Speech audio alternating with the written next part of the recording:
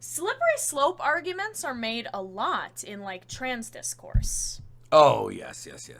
And gay discourse Yeah, before. gay, It's the gay, same trans, bullshit. yeah. All over again. It used to be like, oh, you let a man marry a man. What's next? A goat marrying my wife? Yeah. Yes. You know, like, yeah, that's the slippery slope argument. And now it's like, oh, you're gonna let everybody say what their gender identity is. What's next? Can I be a dump truck and move tons of dirt around with my butt? It's the Casey and Zoe thing. Just as a overall thing to know, logic is one of the several branches of philosophy. So you have logic, you have metaphysics, which is like existence, what is real, what is not. You have metaphysics, you have ethics, which is how to be a good person or what we ought to do. You have aesthetics, which is what is beautiful.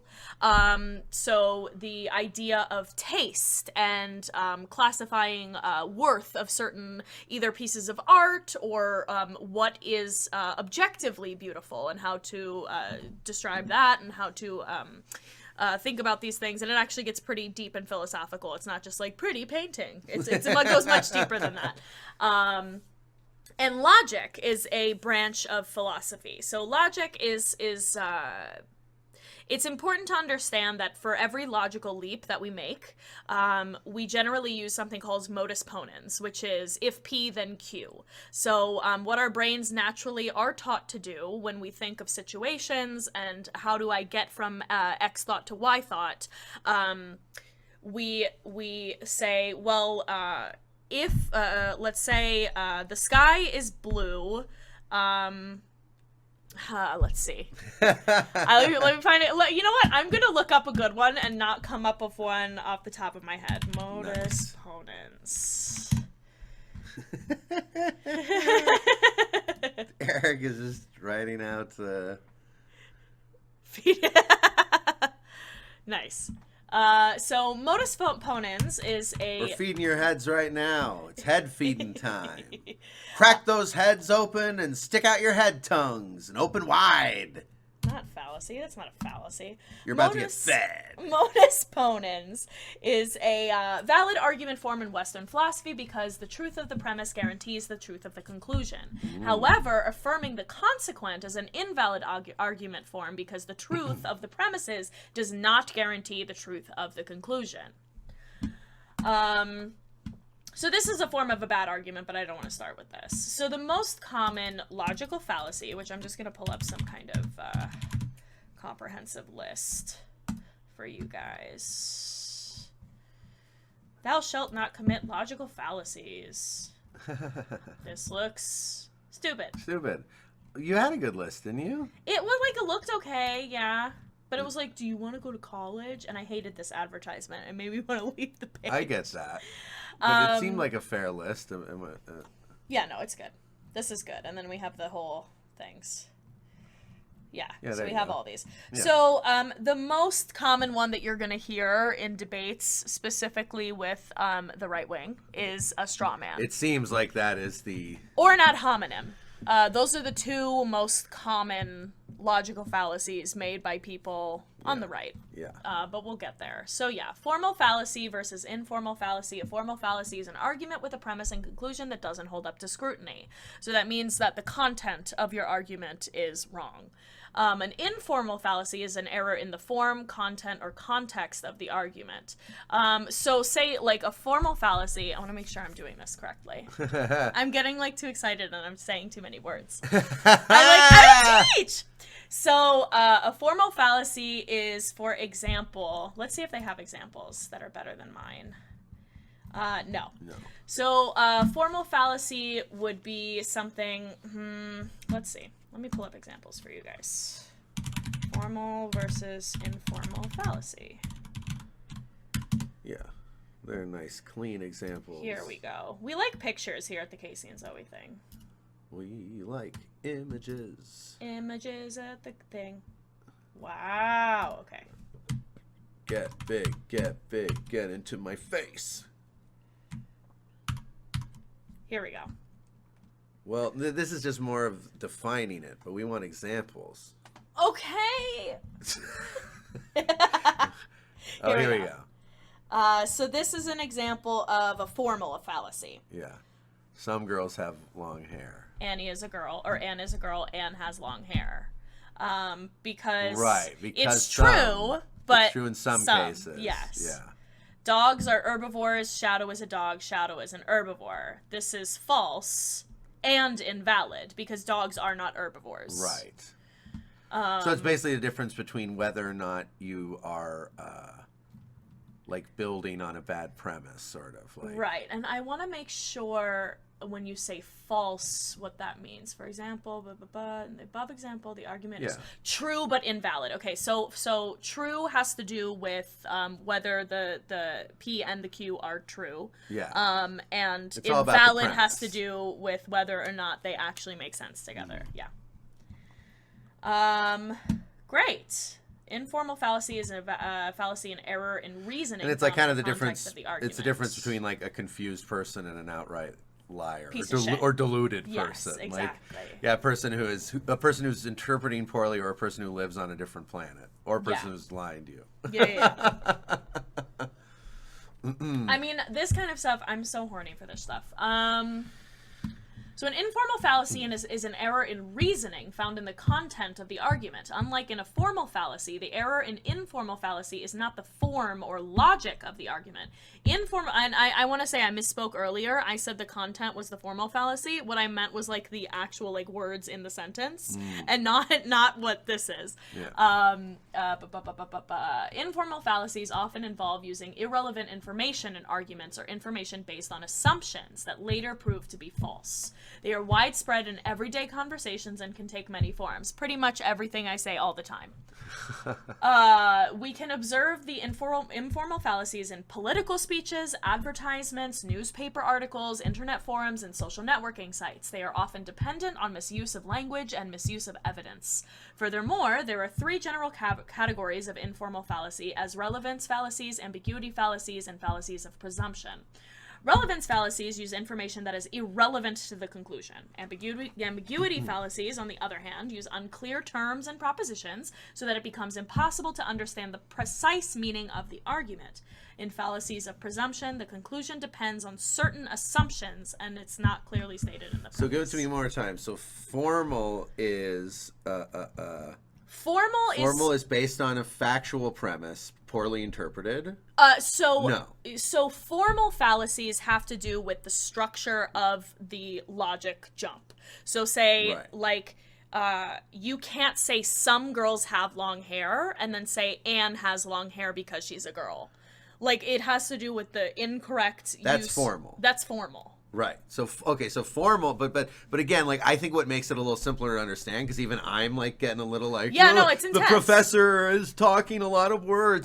Like I just read a lot of words. Let's talk about it. So, but I think a nice way to boil it down, is formal, because formal is where your premise is on point. Some girls do have long hair. Your premise is on point. Yeah, well, that would be an argument that might be invalid. So within a formal fallacy, you can have something that is true or false, and you can have something that is valid or invalid. So if you have a so these are both formal fallacies. Yes. Okay, that's where I'm a little confused. So it can so for it to be a good logical statement, it has to be true and valid. So if it is untrue or unvalid, or untrue and invalid, rather, not unvalid, then that is a formal fallacy. Okay. True or false means that the premise is true or false, right? Or the conclusion based on the premise is true or false. Or but the thought process is still the same. The thought logic process is that because of this, well, yeah. But these are, how would you distinguish these, like, in from terms each of, other? Yeah, the one has like is there a term to label it when one has a bullshit premise or one has an accurate premise that is then misinterpreted? Accurate premise that is misinterpreted is invalid. It's invalid. Invalid. And then True and invalid. true but invalid. Because everything that was said here is true except the conclusion. Okay, so those are the labels. True but invalid or false and invalid. Yes. True but invalid. Okay, cool. Got it. Got it. Got it? Yeah. And then informal fallacies are either irrelevant, ambiguous, or presumptuous. Got it. Do you know what I'm saying? Yes. So it it has less to do with the actual structure of the argument and more to do with people being wrong. Right. People actually not using logic correctly, because in this you're still using a P if P then Q format. God, right. It's Here, very straightforward logic. Yes, exactly. This is where people are just going like, woo. Yeah, exactly.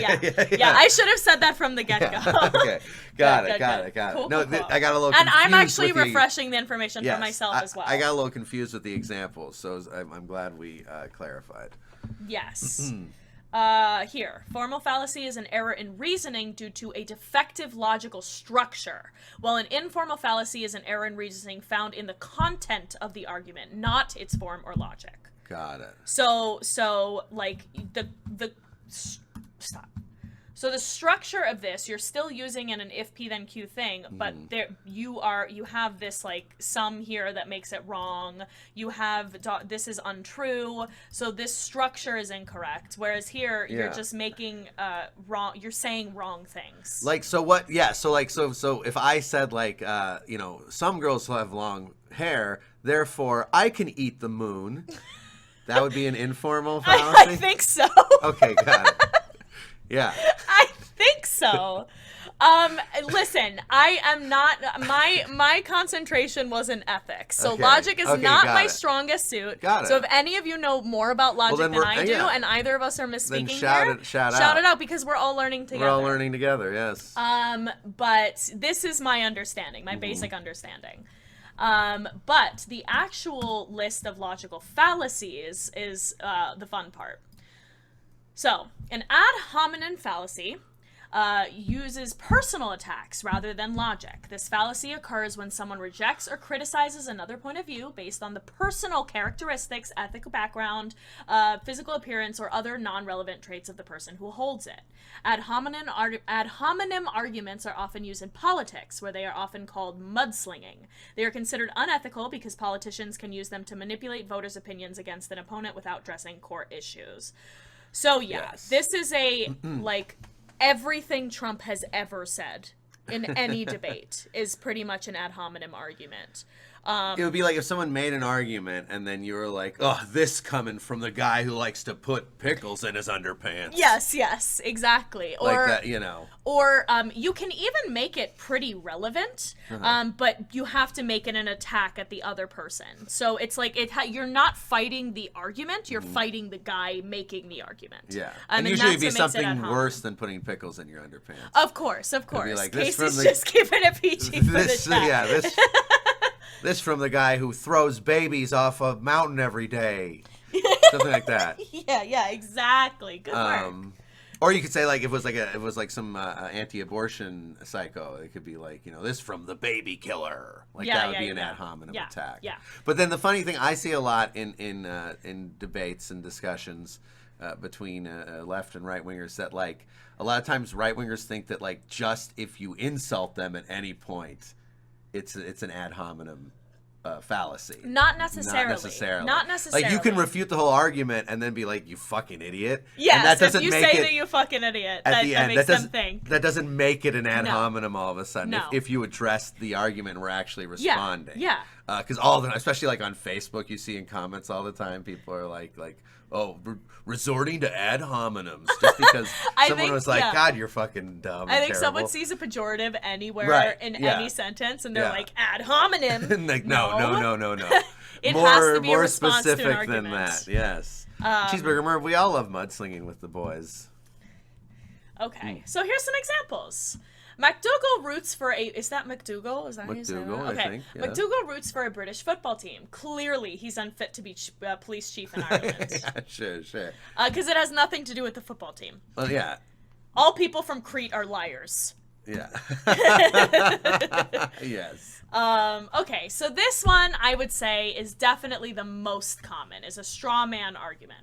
Straw man argument attacks a different subject rather than the topic being discussed, often a more extreme version of the counter argument. The purpose of this misdirection is to make one's positions look stronger than it actually is. A straw man argument is appropriately named after a harmless, lifeless scarecrow. Instead of contending with the actual argument, they attack the equivalent of a lifeless bundle of straw, an easily defeated puppet that the opponent was never arguing for in the first place. And this one is like, I think, much, simpler, To explain. clear to understand. Yes, and yes. it's just like, whoa, just like all over. I mean, every PragerU video is essentially just an extended straw man argument. Right. Or like when we're watching some video, like some Fox News shit, and someone's like, well, you... What's a good example? We saw one yesterday, and it was a good one. I have another example from Go ahead. the liberal article we went over from the Daily Beast about cancel culture. Yeah. Twice set up its premise as that the woke left are trying to that they're saying that like cancel culture isn't real and you should use a different and we should use a new term for it, like we should use it something else. And I've never heard anyone argue that. I've heard of the argument we make, and that I've always heard is like use the words that already exist: protest, boycott, etc. And so it's like the whole article was built on that assertion, and so it's just like, you're arguing with a straw man. Yes. As long as there's a situation where someone is not actually talking about what you're talking about, or presents something that's not actually a problem, which happens a lot. Like next time we see it on a thing that we're watching, we'll point it out, like exactly what a straw man is. Yes. Appeal to ignorance. Appeal to ignorance, also known as argument from ignorance, argues that a proposition must be true because it has not been proven false. Christians. Or there is no evidence against it. The argument can be used to bolster multiple contradictory conclusions at once, such as the following two claims. No one has ever been able to prove that extraterrestrials exist, so they must not be real. Or, no one has ever been able to prove that extraterrestrials do not exist, so they must be real. Right. Both fallacies. Both wrong. Yeah. Bad and bad. So an appeal to ignorance. Just replace the word must with could, and you're golden. Yeah, appeal to ignorance is pretty commonly used in religious context because, and I'm not just saying Christianity, a lot of religion. I just personally have an issue personal history with the church. Christian bigotry towards her gayness. But yeah, so an appeal to ignorance is used a lot in religious context because it allows people to make arguments for non-provable things like God and spirituality and things that we can't see. And technically it is a logical fallacy. Cannot hold up in courts. And that's why I think agnosticism is atheism better than atheism is also not right. You can't prove it. Because it's just a belief then, which is fine. I don't mind. I believe in God. So I'm not asking people to not just have beliefs. But I think it is sort of funny. Yes. Always. Yes. Atheism, because it is it's a belief. Yeah, just as much atheism. It's although it is a meaning lack of, it is still a belief in and of itself. A belief in a lack of belief. Well, and that's what I've often said. Is it's just so funny to me, the idea of labeling yourself based on what you don't believe. There's no besides atheists, I struggle to think of any other. Right. Yeah. I mean, I guess anti-fascists, I guess maybe I have to give them shit. But obviously that's a little different. But anti-fascist or anti-racist, I feel like those are specifically a counter to something that already exists. Whereas, so is atheism. I guess atheism is as well. Yeah. It's not just the lack thereof. It's a but counter it's still to built. religion. It's still built on this odd premise. Yeah, that totally. doesn't really check out.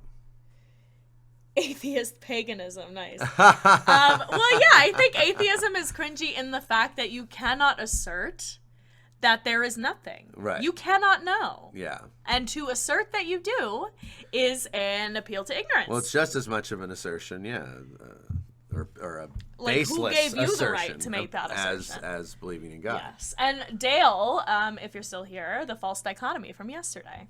Yeah. A false dilemma or false dichotomy presents limited options, typically by focusing on two extremes when in fact more possibilities exist.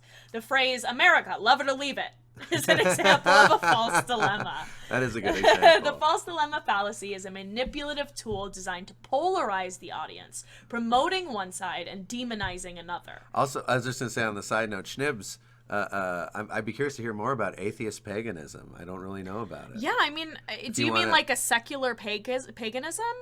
Yeah. What is Because atheist isn't paganism in paganism? your... Yeah, those. Yeah, what's your... Yeah. I'm curious. A false dilemma. I said this. It's common in political discourse as a way of strong-arming the public into supporting controversial legislation policies. Example, either we go to war or we appear weak. Either you love me or you hate me. Or there was, what is it George W. Bush said? You're either with us or against us, Yeah. basically. Yeah. Unnecessary extremes in argumentation. This would be a false dichotomy or a false dilemma. Everybody taking notes? I'm having Get ready fun. for the quiz. Oh, I at love the slippery end. slope arguments. The catastrophizing. A slippery slope argument assumes that a certain course of action will necessarily lead to a chain of future events.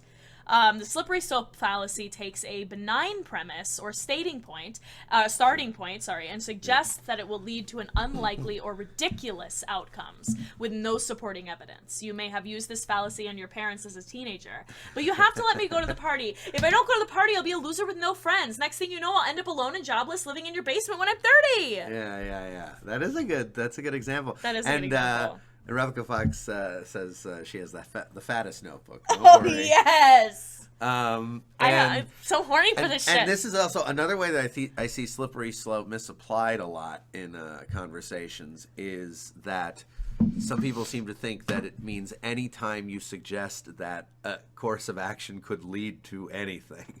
And so it's important to look at that, like the definition here, it has to include that it will lead to unlikely or ridiculous outcomes with no supporting evidence. Right. And so often I see in arguments, someone will present, a suggestion that if you do this, it'll lead to this, and then that'll lead to that, and it'll make sense, and they'll present evidence to support it. Right. And then the person will be like, "Oh, it's a slippery slope fallacy." And it isn't And necessarily. It's not. You can predict that things will happen in a sensible way and be correct. It's drawing conclusions based on assumptions. Yes. You can't. It's essentially what it is catastrophizing. Yes. I'm very anxious. I do this all the time. Or like, if I agree to work, here's one that went through my brain the other day. Yeah, if I great. agree to go on payroll for my job, I'm gonna have to work a bunch more shifts, and then I'm gonna be stuck working at this job for the rest of my life, and I'm never gonna do anything that I like ever again. And I'm gonna die sad. And I'm die sad and alone. Size, That's where my head went, and it's a logical fallacy. Yes. So Yeah. it helps with anxiety to know It to know does. like to love logic. It actually is helpful because that is an illogical thought. That's a really I love that point, Zoe. That this is not just about winning arguments, though that could be fun. Yeah. But it's also about liberating yourself from the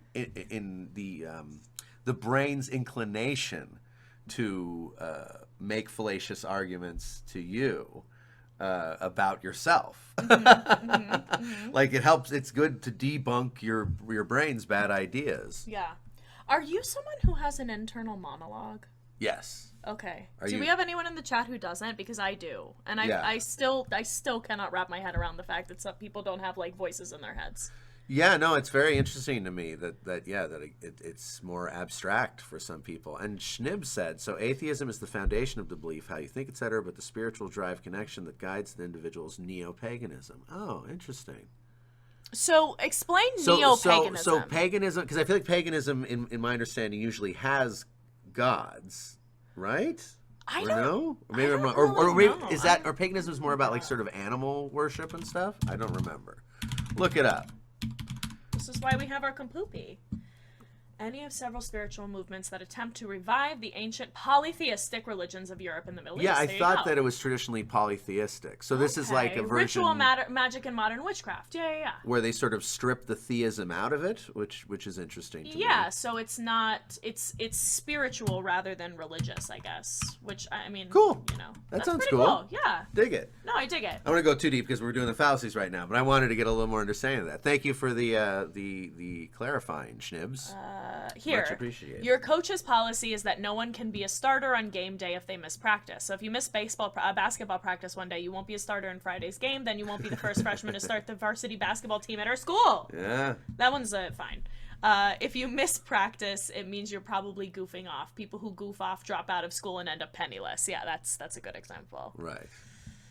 So the second one is then the first one was not. No, the first one is an example, but let me see. Hold on. Example one. Which is Which is not. yeah. So, yeah, you're right. You're right. The first one one's is not because that follows. Yes. Your coach has a policy Yes. that no one can be a starter on game day if they miss practice. So if you Yes. miss practice, you won't be a starter. That follows. And if you're not the starter, then you won't be the first freshman to start on the varsity basketball team at our school because you didn't start on it. Good job. That all follows. Yes.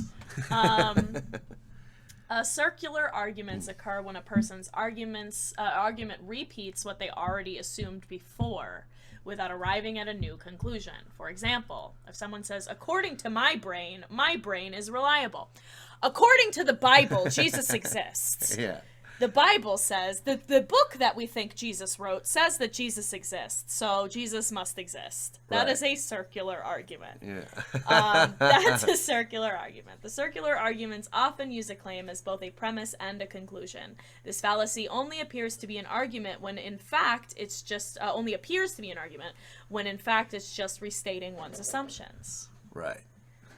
Which one of these is a circular argument? Smoking pot is against the law because it's wrong. I know it's wrong because it's against the law. Or smoking pot is against the law. This leads me to believe that it is wrong. This one's pretty obvious. Yeah. The first one. The first For one. anyone wondering. And Schnupp said another way of thinking about it would be that paganism has been wiped out. Our gods are lost dead. We have no personal connection. We are trying to find ancestral connection with our old gods through our gods being dead. Oh, Cool. wild. Nice. Very interesting. Which philosopher said God is dead and we killed him? Nietzsche? Yeah, I think it was Nietzsche. Pretty sure. Yeah. Nietzsche? Is that more Nietzsche. correct? Nietzsche? Yep. Yep. I don't have a philosophy degree, but I know some stuff. No, I love refreshing logic because, Yeah. like I said, my concentration is in ethics, so it's always nice to look at other stuff. I also love aesthetics. I thought about getting my Yeah. master's in aesthetics. Aesthetics are fascinating. Hasty Hasty generalization. generalization. I love the word hasty. I do too. It's a good one. I'm going to use it more. Let's not be too hasty. Nice. Nice. A hasty generalization. You want to read it? I've been reading all of them. Oh, sure. Yeah. A hasty generalization is a claim based on a few examples rather than substantial proof. Ah.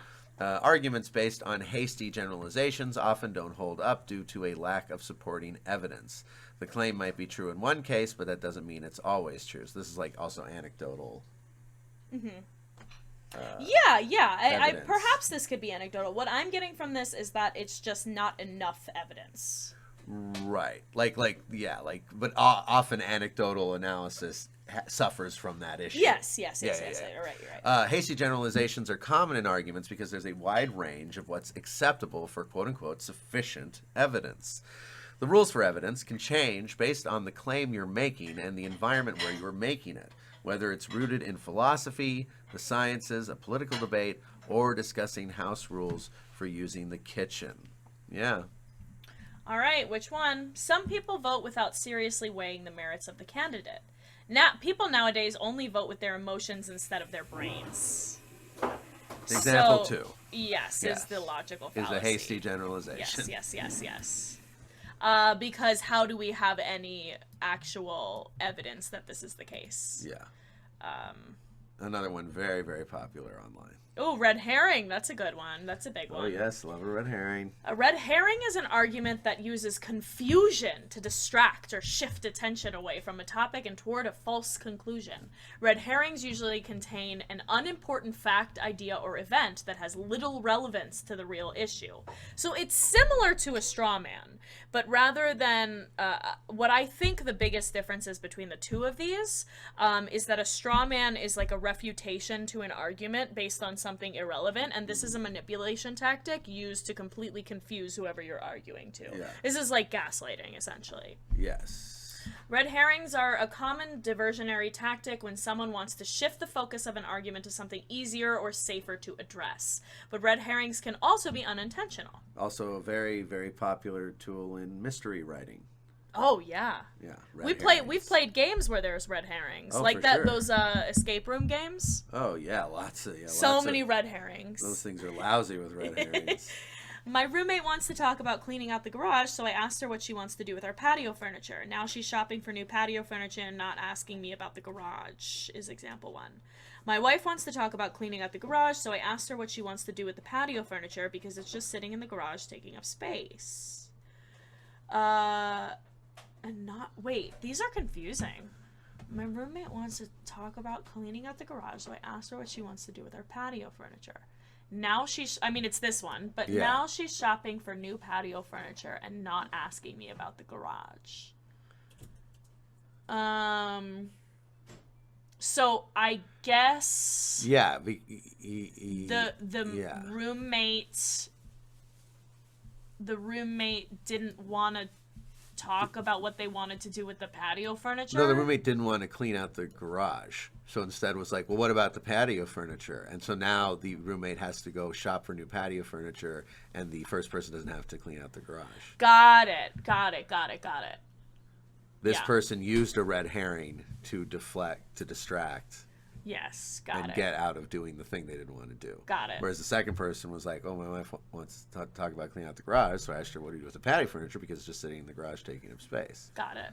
That's more straightforward of like, yeah, let's just... Yeah. That sounds like someone who wants to move the old patio furniture out of the garage. Got it. Yeah. Cool. Hello, Rastas. Welcome to the chat. Hi. How do you say this? I'm gonna type that into Google and have them pronounce it for me.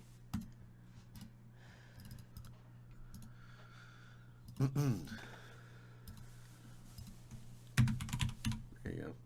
First thing. I love these. Realized his son had betrayed him. We are looking at how to pronounce tu quoque. Tu quoque. Tu quoque. Wow. Nice. I did not think it would be quoque. Tu quoque. Okay, appeal to hypocrisy, also known as the tu quoque fallacy, focuses on the hypocrisy of an opponent. The tu quoque fallacy deflects criticism away from oneself by accusing the other person of the same problem or something comparable. Like it takes one to know one kind of thing? I guess so. The tu quoque fallacy is an attempt to divert blame, yeah. The fallacy usually occurs when the arguer uses apparent hypocrisy to neutralize criticism and distract from the issue. Yeah, so Yeah. like, well, I don't do the dishes, but when was the last time you cleaned up the bedroom? Right. Yeah, got it.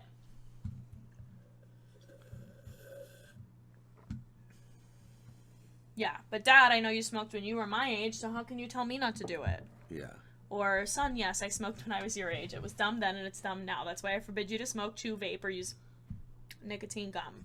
Or do whatever you kids do with tobacco these days. Does anyone do nicotine gum, like, for funsies? Interesting question. I don't know. I don't think I've ever heard of it. I think I've only heard of it as a way to quit. I know, like, Yeah. chew, Yeah. but not gum. Casual fallacies. Causal. Oh, sorry. Big difference. I can read. Causal fallacies are informal fallacies that occur when an argument incorrectly concludes that a cause is related to an effect. Think of the causal... I'm going to keep saying casual. Well, wait, before we move on from the last one. Yeah. Because I was thinking, like this is often, I was questioning myself Okay. of like, to distinguish these things. Like, because often we both, Yeah. criticize all kinds of things for hypocrisy. Of course. And. We've made this fallacy before, I think. Well. At least during an argument, I'm Yes. sure there have been times where Yes, you're like, probably. how can you say this when you do that? Yes. Which is not an actual refutation of an argument. Right. Right? Yeah, no, that makes sense. But I guess the thing is that I want to distinguish is like, and that is shown in those examples, is like it's different if you are acknowledging it, like, because I think that I often take issue with people who say like, oh, everyone, gets so offended these days, and it's like you're offended about people getting offended. Yes, yes. But the issue is, I'm like, I get offended too. All humans get offended. Everyone gets offended. Don't pretend like you don't get offended by anything. Yeah. Like you're the enlightened person above all this stuff. Yeah. And like, why does everybody else do this? You can criticize it, Yeah. but like, don't act like you don't do it, or like you're not doing it right now. Right. Because the thing is, and I was thinking about this while I was walking Pip earlier. Yeah. Is that you can't preach against preaching. Right. If you think preaching is bad, the only thing you can do is shut up and never preach about anything. That's the only way you can not be a hypocrite. Right. So like you can criticize preaching, but then like you're immediately Well, yeah, what defeating people yourself. should be doing is preaching against the content of what right they preaching don't like. against bad preaching, preaching against people preaching bad ideas and stupid nonsense. It's Not all about preaching in Yeah, it's all general. about specificity. Like be specific. Right. So I was like, I was just for a moment there, I was honestly questioning myself of like, oh, is that fallacious when I make that argument? Well, and then I was like, no, it's yeah. different because of everything I just explained. I think a good distinction to make is that it's not fallacious to note that someone is being a hypocrite. Right. If you are not, because the appeal to hypocrisy is when someone accuses you of something, Yes. and then you respond with, but you do it. It's a response. Right. Not necessarily like a, hey, you're being a hypocrite right now. Right. I think like that's the distinction there. Am I being clear? So if someone says, like for me, Zoe, why do you vape? Vaping is bad. I'm like, well, you vape. Yeah. Rather than Yes. acknowledging that it's bad. Yes. It just totally shuts down the argument. Well, it's a different, and it's a difference between someone being like, "Oh God, I hate people who vape," And then me going like, hey, that's a little hypocritical. Yeah. Because they're not accusing me of anything. Right, at that right, point. right. Does that make sense? But are they? But they're like, yes, but they're accusing you of being a bad person who vapes and is bad because they vape. Right. So they are accusing you of something. Okay, yeah. You see what I'm saying? No, yeah, I don't know. I think Guys, it's just. do I you think it's just a this is- very subtle distinction. Yeah, I don't yeah. think that's fallacious. Not I'm just- necessarily, I'm yeah. pointing out that like because the issue, is that you're not.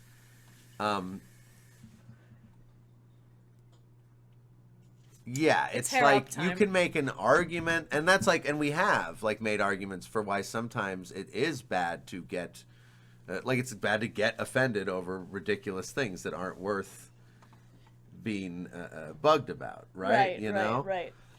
So you can make an argument against it without being like, oh, these people who get offended, implying that you're not one of them. Right. It's Got a it. subtle distinction, but I thought there was something that definitely I was pondering as we were reading through it, and I wanted Interesting. to actually share and explore. And I think it's important to acknowledge as well that an appeal to hypocrisy is not necessarily hypocrisy in and of itself. Like, you're not necessarily being a hypocrite Yeah, for calling out someone for being a hypocrite. Well, and that's the thing. If you're accusing someone of being a hypocrite, you have to appeal to hypocrisy. Right. You know what I mean? Right. In that specific Yeah. accusation of you are a hypocrite. Yeah. But if someone's saying like, hey, you should, get to work on time, it would be good for you, or, whatever. Yeah. And then you go like, well, you were late last week. Then you're like, that's the too quick way. Yeah. It's like you're not engaging with like, well, it's not about, that person is not saying I've never been late. Right. This is like, I think a lot of these are just bad faith arguments. Right. Because it's totally possible to make incorrect intuitive leaps. But these are not incorrect intuitive leaps. These are bad faith. Most of these. Right. Like an appeal to hypocrisy and ad hominem, like those kinds of things. They feel like bad faith arguments, which I think is Yeah, even though I think they are often deployed completely unintentionally. like a red herring or like a Yeah, well, red herring feels more very bad faith. but can be unintentional. But yeah, like straw man and ad hominem, I think people do that totally by accident all the time. Yeah. Just because they're not thinking logically. Logic is crazy. So this is the causal fallacy. This one I remember confused the shit out of me when I was in school. Causal fallacies are informal fallacies that occur when an argument incorrectly concludes what a cause is related let me try the sentence again. Causal fallacies are informal fallacies that occur when an argument incorrectly concludes that a cause is related to an effect. Think of the causal fallacy as a parent category for other fallacies about unproven causes. One example is the false cause fallacy, which is when you draw a conclusion about what the cause was without enough evidence to do so.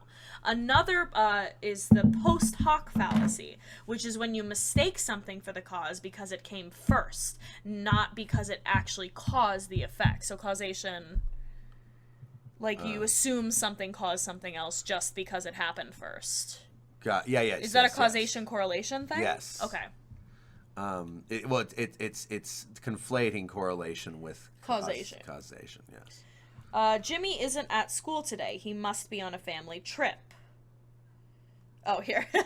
Every time a This is rooster a pretty crows, easy the one. sun comes up. Crows must be the creators of the universe. Yes, okay, got it.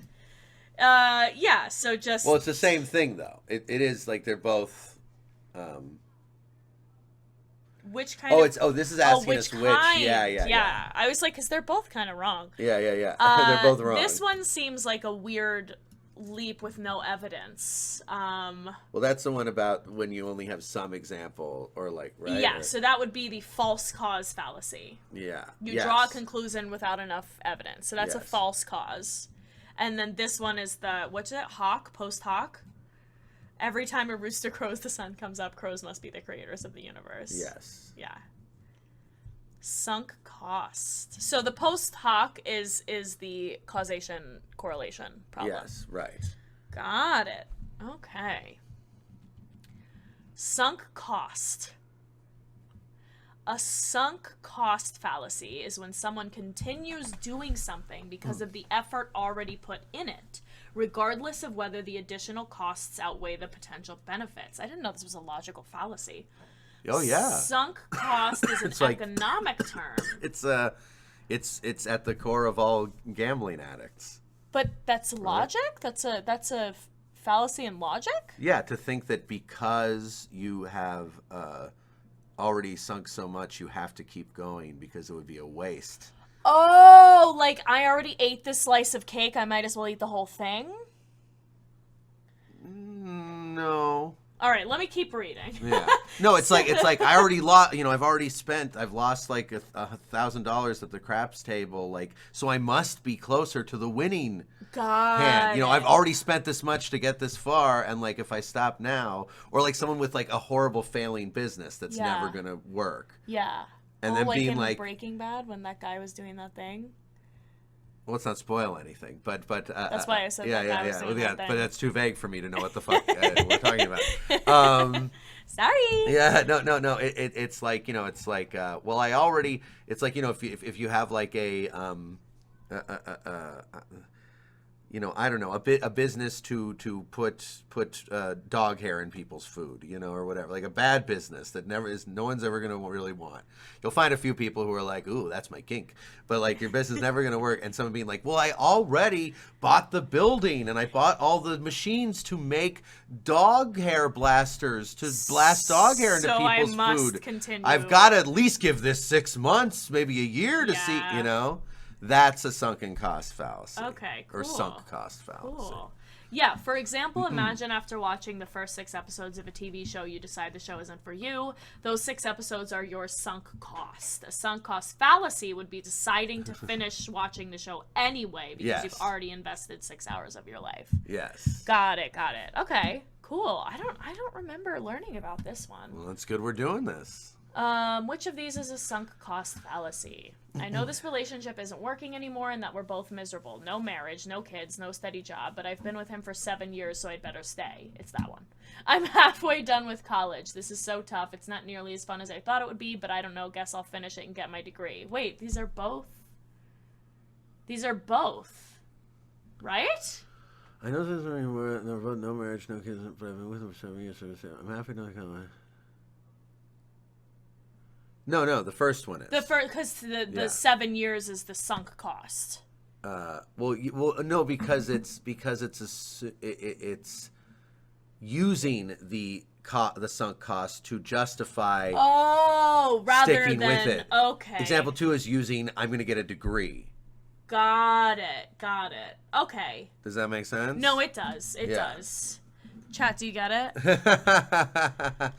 No, I get this. And I was thinking more before we go to appeal to authority. I'm thinking more about this appeal to hypocrisy, and I feel like I have an issue with it. Of like, do you want to find another thing that goes a little deeper into it? we could and I think the issue is that maybe just it's one of those things of like, often there's an exception to every rule, and that like if someone is specifically. Like, if someone is saying, like, oh, man, what's awful? Talking. Why do people talk? People talk so much these days. And then you say, like, you're talking right now. What the fuck are you talking about? This is nonsense. Are you insane? Like, are you appealing to hypocrisy? By saying that? Yeah. I don't think so. Or Right. at least are you appealing to hypocrisy, but is that the one kind of instance where it's not fallacious? Because there's no way that's fallacious. Am I right? Right. Look at this fucking picture. No, I get it. You get what I'm saying? Well, does this have to do also with, like, what? Well, for example. Like cancel culture shit. We posted recently people on say Instagram about Jordan Peterson Yes. being a piece of shit. Yeah. And how his whole argument right now is like. Well, not right now. Just a clip that one. I mean, he has all kinds of terrible arguments. Yeah. And the one I spoke to was like that he was complaining about activists and how he used to thought it was good to be an activist, but then he realized that being an activist is bad because you just lets you label a group as the horrible people. And I was like, what the fuck? You're labeling activists as the horrible people. A, you're doing the thing that you think it's bad for activists to do, and B, you are an activist. To even suggest how the world should be and promote that is activism. Activism is to push for social and political change. I think why that isn't fallacious Yeah. is because you do not say that you're not an activist. Totally. Oh, got it. Yeah, and I don't, and I wouldn't. Yeah, I would. That the premise is that that activists are bad, and I wouldn't agree with that. And Right. that I You're am just an activist. disagreeing with him. You're Yeah. just like, this is wrong, and here's why. Yes, but I wonder though, even though I think we are totally correct on this, I do think there's something interesting to look at here of like how there is this wiggliness there. Yeah. And that this tu quoque fallacy points to that wiggliness. And I think there's a good sort of, like, to me, I feel like it gives me a deeper understanding of where people are coming from when they like roll with that kind of philosophy. Like, I could see how someone could think that my argument is a tu quoque fallacy. Yes. Even though it's not. But I'm like, that's interesting. Like, I wonder if it trips a logical wire in people's brains that is similar to this. This gives it a more structured mathematical thing. This might clear it up. The logically fallacious tu quoque argument follows the pattern: person A makes claim X. Person B asserts that A's actions or past claims are inconsistent with the truth of claim X. Therefore, X is false. So that would be the fallacious tu quoque argument. So X is false because person A's actions are inconsistent with the truth of X. So they're jumping to the facts that X is false. Right. Do you know what I'm saying? So it's not Yes. it's not just saying you're being a hypocrite. It's saying like this like vapes are not bad because you Right. do it too. Right. That's right, they're saying right, like the right. person says vapes are bad, don't do it. And my argument is, well, you vape, so that's inconsistent with what you're arguing. Right. So vapes can't be bad. So if I said because of, like in the Jordan Peterson example, if I said because of your hypocrisy, activists are automatically good, That's that a would be fallacy. fallacious. But I Yes. don't say that. Yes. I just say like, what the fuck? yes. How can you say Yes. that activists are bad when you are an activist every day Yes. and tell other people to be activists? That's not fallacious because Got you're not negating the truth of the claim. right. I can negate that too, but that would be a separate argument. That's a different Yeah. argument. Okay. Did that clear it up? Yes, I think that did. Okay. I think that did, but it just like again like speaks to that how nuanced this is. No, and how there are it's these little, difficult. and how you really have to think through things in a very detailed way, and also I just want to also demonstrate for it to be emulated, checking yourself. Oh yeah. That, like, I make logical 'cause- fallacies all the time. And because and I want to say, even in this stream just now, of like going over that, when I started to question myself, I felt the part of me that is like afraid to engage with that. yeah. That part of me was very ready to just be like, you know what, I'm not going to bring this up because this could make me look bad. What if it turns out that I made a bad argument? I misspoke 10 times already while I was reading I'm this just going shit. to go, It's fine. I'm just going to go, oh, get rid of that. You know, and then I was like, no, let's talk about this. Yes. And because if I am wrong, I want to find out. I wouldn't be happy about it, but I do want to find out. I am a sincere seeker of truth. Yes. And I think that's such an important step to take when you see it to be took, to be Yes. taken. That like, don't let that fear of being seen as having made a mistake keep you from questioning your current beliefs. I can't trust that someone is a truth seeker if they shut themselves up when something might prove them wrong. Yeah. No, like Then it's not everyone against lies. It becomes people against people. yeah, it becomes me protecting my image as the guy who's always Exactly, right. exactly. Instead of actually trying to figure out, no, what's the truth here? What makes I mean, the most it's sense? a great approach. Also, I was telling Casey this on one of our hikes. A great approach is like, to an argument in a relationship. It's two people against the problem, not one person against the other. Right. And that helps like arguments or fights or whatever in relationships not be so dramatic. If it's the both of us are trying to come to a conclusion of why the thing that happened was Yes. bad. I'm not attacking you. You're not attacking me. And I think, Totally. That we can both win. you can both win. We can both win in the end. If we find the truth, we get to both have the truth, and then that's the trophy.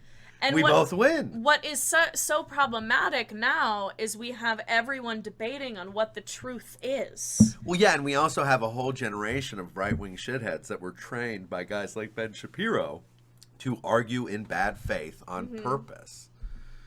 That Ben Shapiro and many others have straight up explicitly told their followers to argue in bad faith. They've said that. To make people look bad. You can see video of Ben Shapiro saying this into a crowd of people in public. So yeah, it's really rough when there's so many bad faith people out there. It's really hard to have a good, productive converstion. And Replica Fox said, "Not gonna lie, the lights are on, but no one's Oh home." yeah, that was when I said, "Did the chat get it?" Oh. Okay. Fox, you Replica Fox. call yourself less smart than you are a lot. Yes, I Stop. agree. Don't Yeah. talk about our friend like that. Yeah. Jeez, stop bullying my friend. Be nice to our friend Replica Fox. Be Replica nice to our friend Fox. Replica Fox, Yeah. okay? Appeal to authority. When someone said that to me, it changed my life. I was like talking shit about myself. I was like, I'm fat and ugly. And my friend was like, don't talk about my friend like that. And I was like, it changed my life. It's a good one. It's a good one, right? It's very good, yeah. Okay, appeal to authority. This one sounds fun. Appeal know. to the authority is the misuse of an authority's opinion to support an argument. While an authority's opinion can represent evidence and data, it becomes a fallacy if their expertise or authority is overstated, illegitimate, or irrelevant to the topic. For example, citing a foot doctor when trying to prove something related to psychiatry would be an appeal to an authority fallacy. Yes, and sorry. No, go ahead. I was going to say this one I think has a very similar wiggliness to the appeal to hypocrisy in that I've seen again in many conversations people, often right wingers, saying like when someone references an expert, or a scientist, they're like, oh, you're appealing to authority. Right. So the Right? distinction to be made Yes. Is it has to be like a bad authority. here, you know who does this? A lot of anti-vaxxers. Yes. They'll be like, oh yeah. this guy, like someone with a degree in immunology will be like, the vaccine is good. And they're like, yeah, but this chiropractor says that the vaccines are bad. And Yeah. he's a doctor. Yeah. So that happens a lot in the anti-vax crowd. I'd be sore. Actually, Replica Fox's name is based on a Kingdom Hearts thing, and so I'm a fan. I didn't know that. Yeah, replicas. Or maybe you told me Oh, that did you before. see, Fox, did you see Kingdom Hearts 4 is coming out? They didn't give a shit. date, but it's coming. I'm going to give it 3 years. shorts. As soon as Kingdom Hearts announces anything, I assume it's going to be in 3 years. Because Martin Sheen played the president on television, he'd probably make a great president in real life. So it says, how do both of these statements mishandle authorities? So this one in that Appeals to the authority of casting directors. That's so funny. And example 2 is appealing to the authority of the computer science teacher, of one computer science teacher. yeah. Oh, that's so funny. Said, one day robots will enslave us all. That's funny.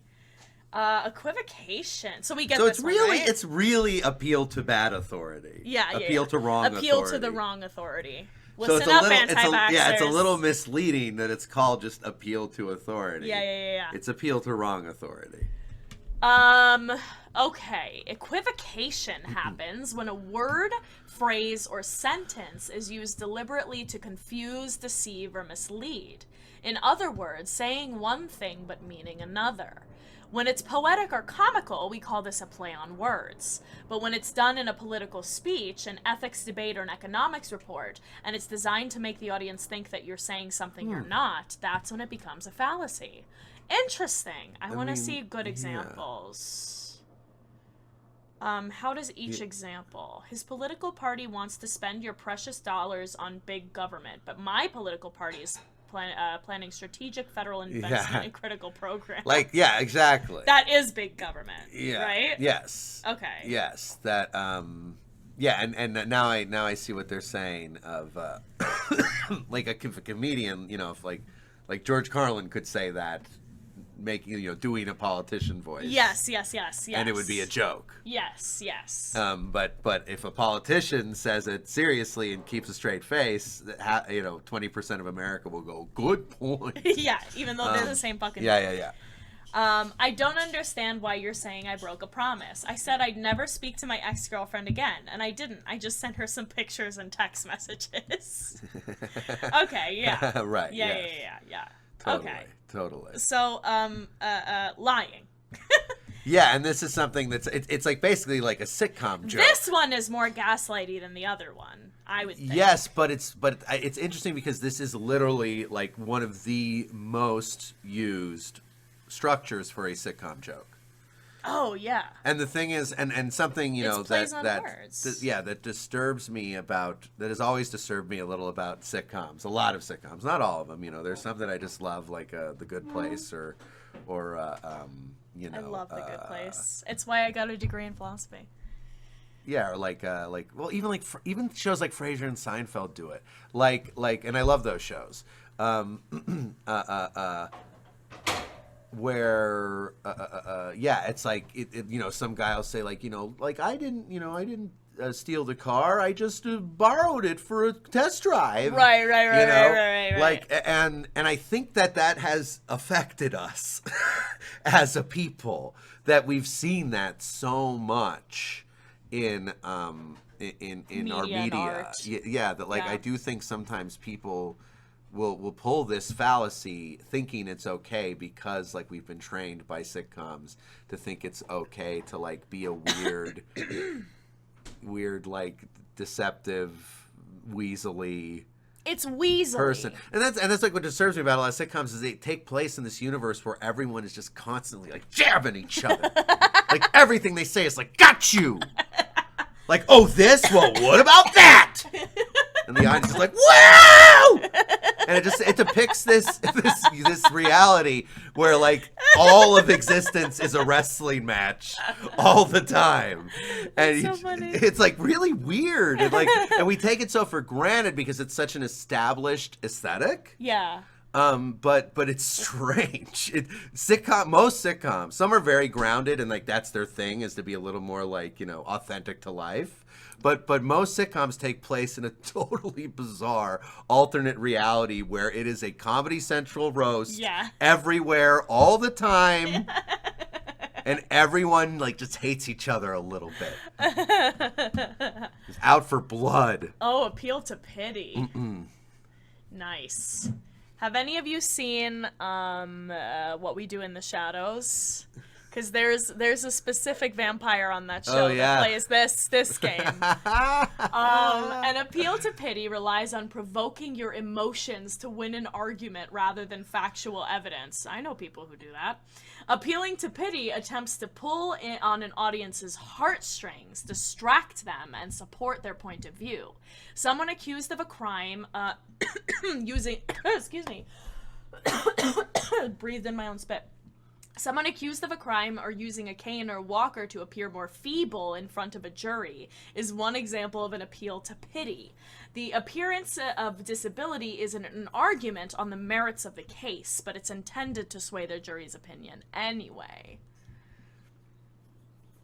Oh, Ivysaur, I actually like that idea. Yeah. Weinstein on the walker, yeah. Oh, sure. What about Sure. What's That's his a great face? example, Ivysaur. Would you call it an appeal to pity when perhaps it's not, but when Kevin Spacey was like came out of the closet after he was accused of sexual assault, where he's like, I I'm didn't gay. remember that being the timeline. Oh yeah, no, he got accused of sexual assault and he was like, I'm gay, everyone. It's been tough in this closet. Yeah. I think that would Does be. that count that as an seems like an appeal appeal to to pity? pity to me. I mean, because of the context of like that, we unfortunately live in a world where gay people are treated so terribly a lot of the time. Right. That like, yeah. I think that would count. That makes sense. As an appeal to pity. Yeah. Or people are like, wow, he's overcoming adversity. Yeah. I'll go easier on him. Yeah. But yeah, so Weinstein on a walker is a great example. Sure. I mean, people. Yeah. All like. I think this one is definitely not particularly weighted to any part of the political spectrum. Yeah. I think humans in general are very into. Oh, you poor little me, but I have the thing in the bone. I was carrying the big heavy rock, and I was so tired. Like that's just like. It's just like a human thing that is very across the. Yeah. It sounded like. But I was so late. but the day before I did it, and then my arm is ouch. I hurt the arm. I can't do like that. That is just the most human. That is not a political thing, I think.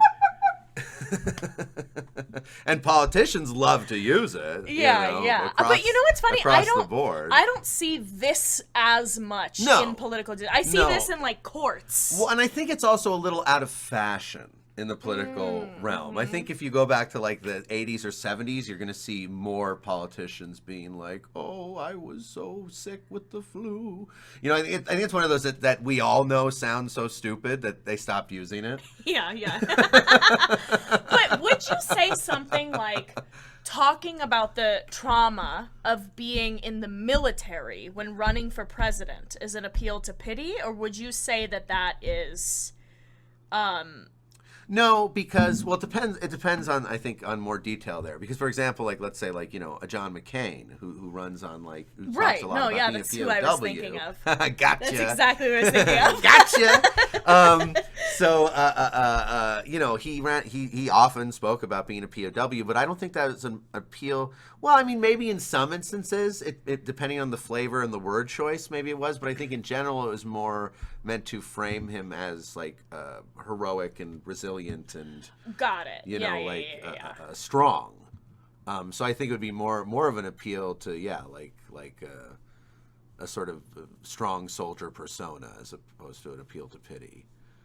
But I think they're probably, you know, because generally I think in the climate of American politics, you're not going to want to present your record as a veteran as a pitiable thing. You're going to want to frame it as like the amazing thing I did, you know, like that's the general framing. Yeah, I mean, obviously this one is the appeal to pity, and it just makes me think of the little personal anecdote that I've told many times on the stream, how I got an A in a gym class I never went to because I told him my mom died. I got an A in a musical theater class I never went to because I was in the big musical theater show and they needed me to be in the show and they needed me to have a certain level of GPA. So the teacher of the musical theater class changed my grade from an F to an A. Casey!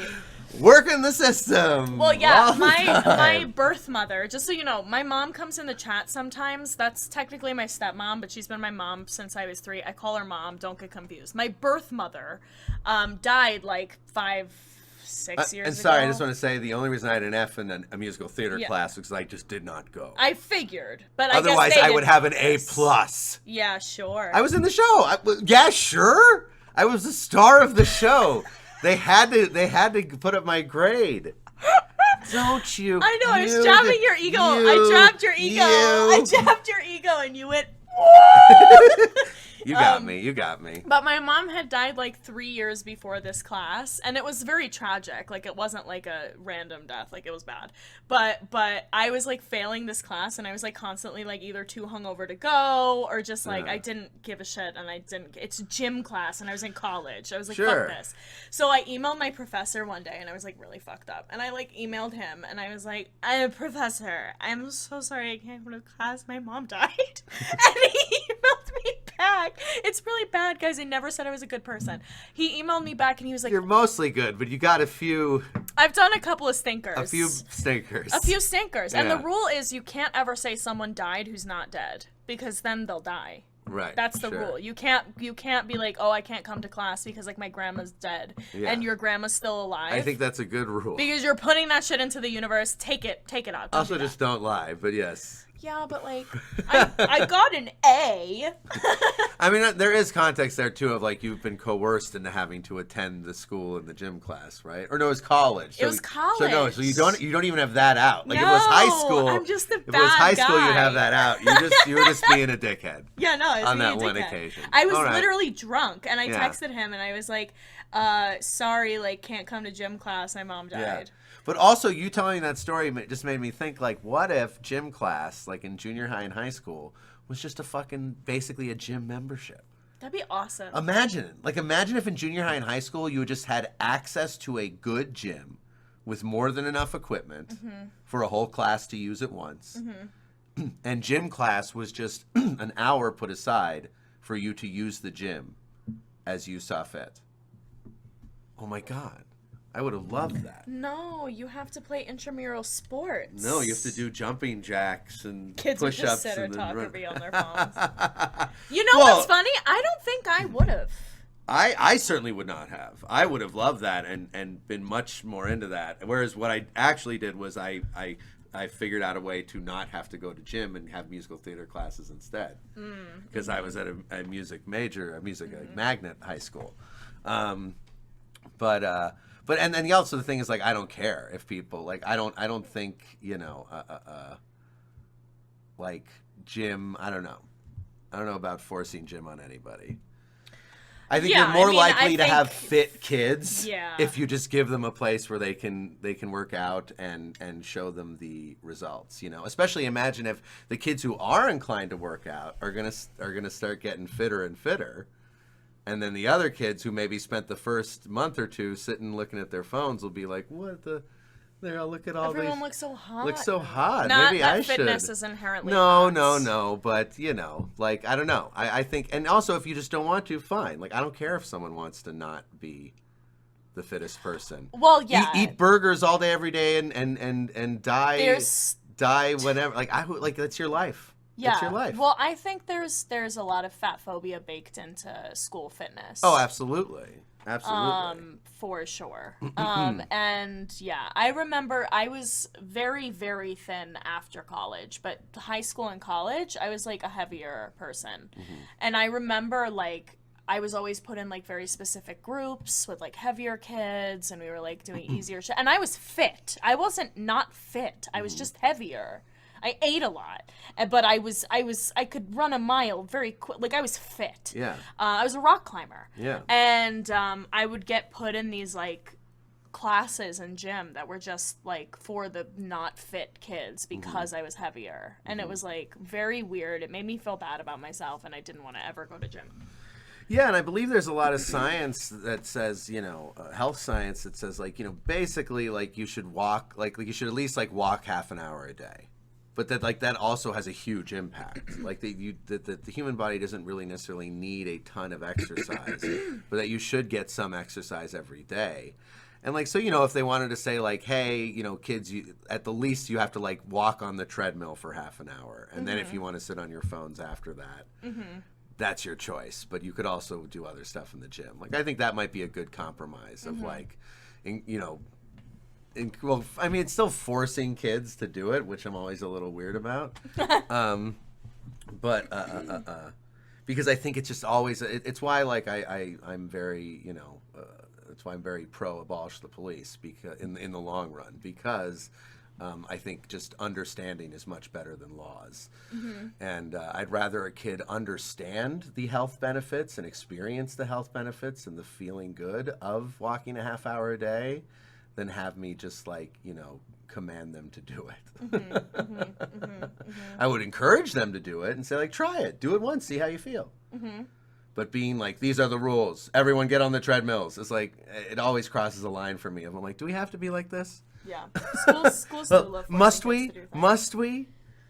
Yeah. Do we think so little of children? And that's the thing, too, is, like, it's always, there's, like, a vein of misanthropy in it. Yes. This misanthropic assumption of, like if people weren't forced by systems to do all the good things, like, it would be the purge, and we'd all just kill each other and rip each other's throats out immediately because there aren't goons with guns ready to be called on the phone to come in, you know, half hour after the crime happened and take notes. That's another thing, Casey, that we can do a research on is state of nature, because there is a lot of discourse, both scientifically and philosophically, about how people actually are in a state of nature. Yeah, I'd love to do a clown college. Yeah, because you know more about the science end of that, and I know more about the philosophy end of the state of nature. And I think because there's a huge assumption in the political sphere that if we took away rules, it would be chaos. Yeah. And I really believe the opposite of that. The truth is that the number one reason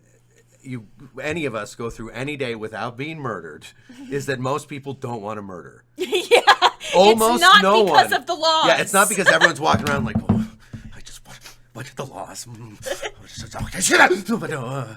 Can't break the laws. It's prison. I don't want to go to prison. Like, that's not how humans are. I don't not murder people because I don't want to go to prison. The number one reason, people don't fuck with you in any way is because mostly, generally speaking, the large majority of human beings just want to do their thing and pretty much keep to themselves and, like, they're pretty chill.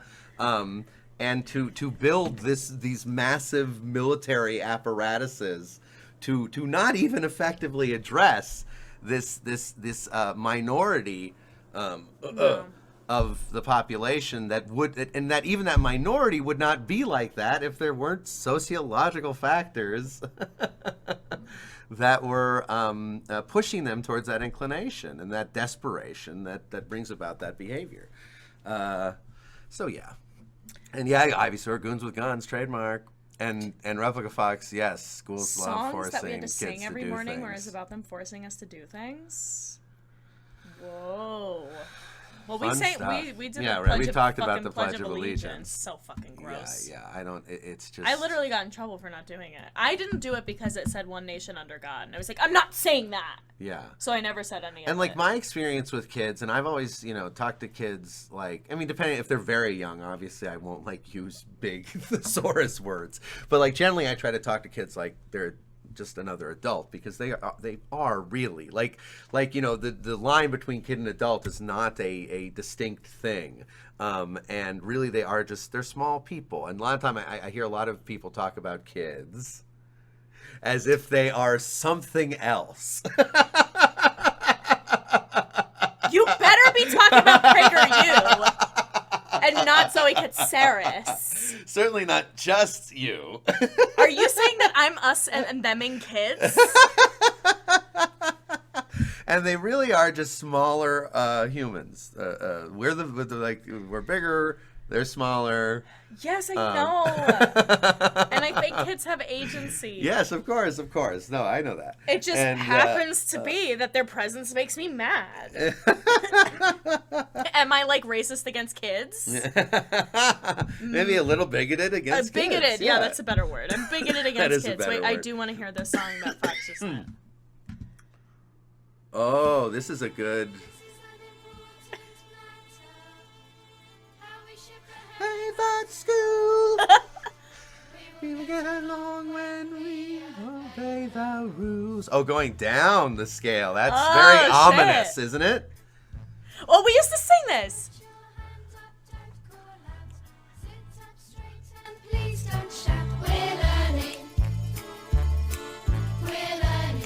Oh my god, why is it in a minor key? Yeah, it's like very ominous, right? It's so weird. This is so ominous. This should not be I just in a imagine minor kids key. just marching.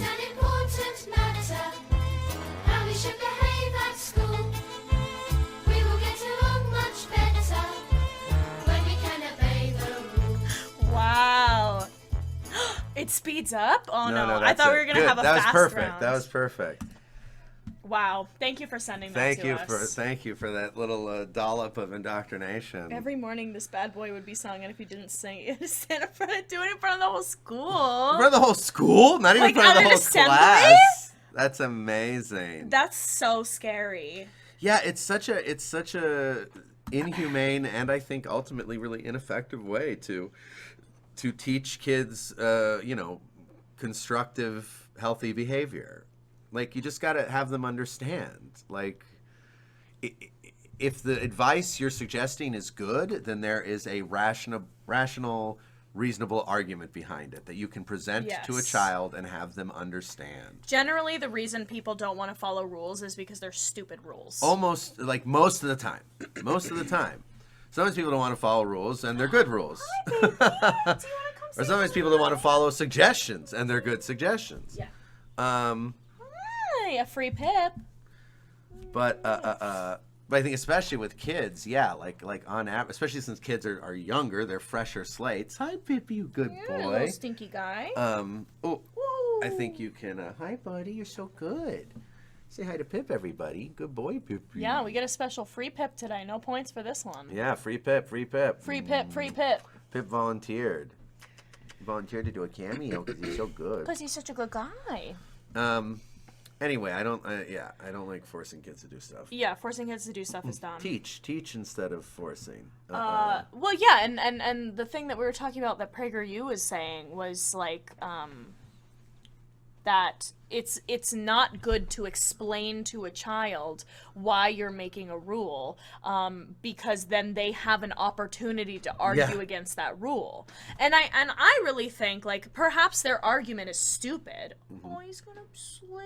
Yeah, but then you can just counter it. But then you can counter the whatever argument that the dumb kid, kid's that stupid dumb argument. stupid kid's stupid argument. Yeah. But it's just like, what if that kid has a valid argument against the stupid rule? And if the kid really won't listen and is truly just being a brat and like, well, then I understand being like, well, you got to go, you know, go outside and run around for a while or something, you know, like go blow off some energy. Like, Yeah. you know, I understand taking some other time or go to your room if that's what you like, though I think it's kind of silly. Yeah. But like, you know, like something to like break things up. Like I get how like sometimes you can't just have a to B discussion of the rationale behind procedure with a child. And a lot of time you can, or you can do it in a couple conversations. And you know, also I have compassion for parents that most parents in the world have to raise their children in tandem with being crushed under the boot of capitalism. Yes. So like I have compassion for like a lot of parents just truly don't have the time or energy to properly I'll put him down. properly discuss good boy baby, Thank you to for properly the kissy. discuss these issues with their kids and come to you know, copacetic understandings about how to behave instead of just being like, you know, no yelling in the house, shut up. You know, I get how people fall back on that because they're under a lot of stress. Oh, the Pippi Mo.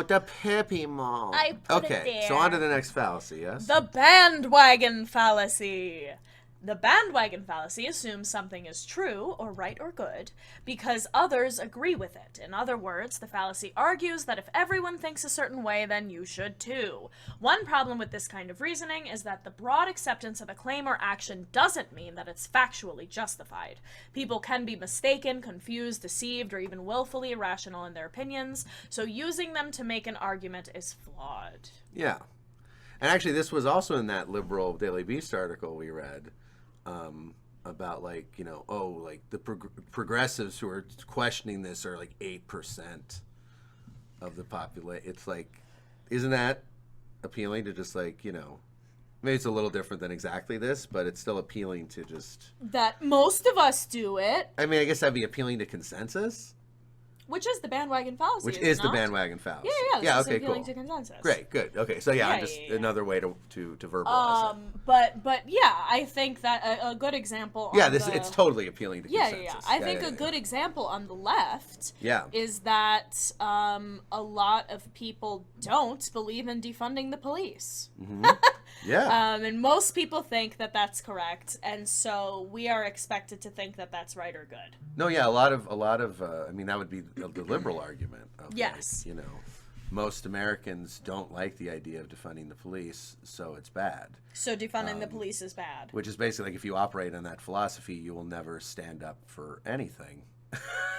Right? Like anything like in terms of big change for the world, like you can't. Like that's just it's appealing to status quo as well. Right, exactly. Yeah. Which one of these is a bandwagon fallacy? Almost everyone at my school will be at the party Friday night. It must be a popular thing to do. That's not a fallacy. Almost everyone at my school will be at the party Friday night. It must be the right thing to do. Yeah. Just change one word and it Yeah. becomes a fallacy. So assuming that something is right, true, or good. Yes. That's where the distinction lies. Yes. Nice. And you know, and it's interesting. Look at this guy. Thanks, man. Thanks, Evan. Thanks, Evan. Good shit. Thanks, buddy. Yeah. What was I going to say about the bandwagon fallacy?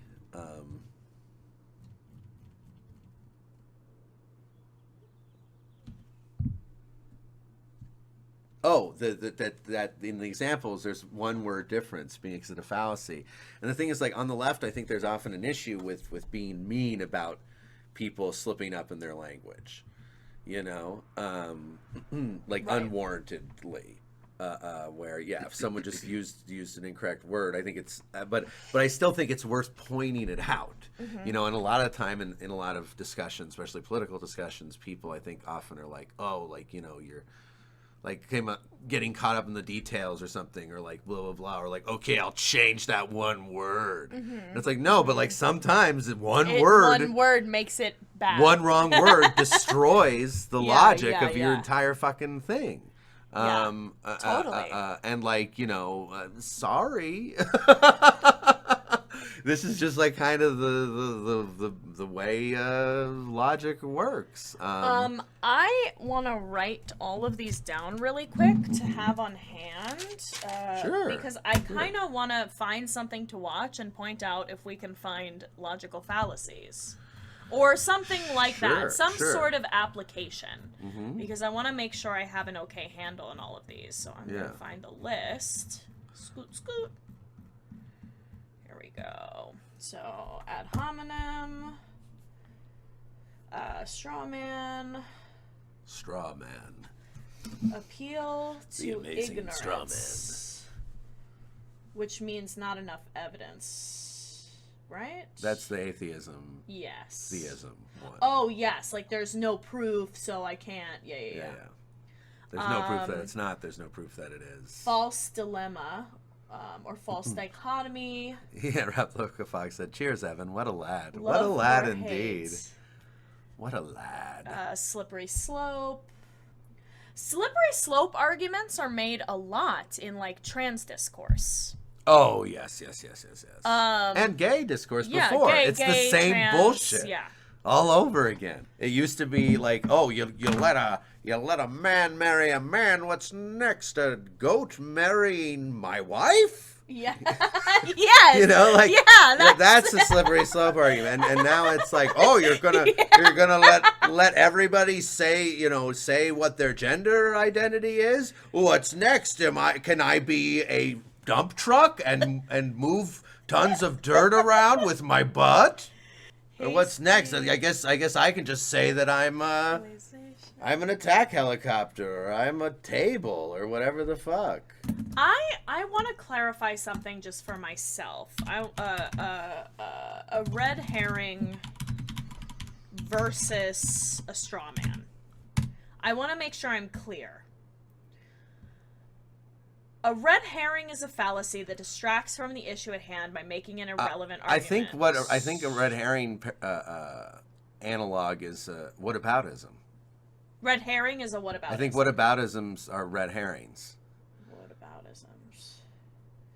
Yeah. Like, what was the time when we were talking about something, and then suddenly the guy in chat was like, oh, well, Martin Luther King was like a super rapist, and like we weren't even talking about like. That to me feels like a red herring. Yeah. No, I remember someone saying that. Yes. And it was crazy and wrong, but also, Here's a good, I like this language. A red herring is a distraction. A straw man is a misrepresentation. Yes, so a whataboutism is totally a red herring. Yeah, okay, cool. Tight. Anyone just joining? Hi, we love you. Follow us. Hey, we love you. Follow us.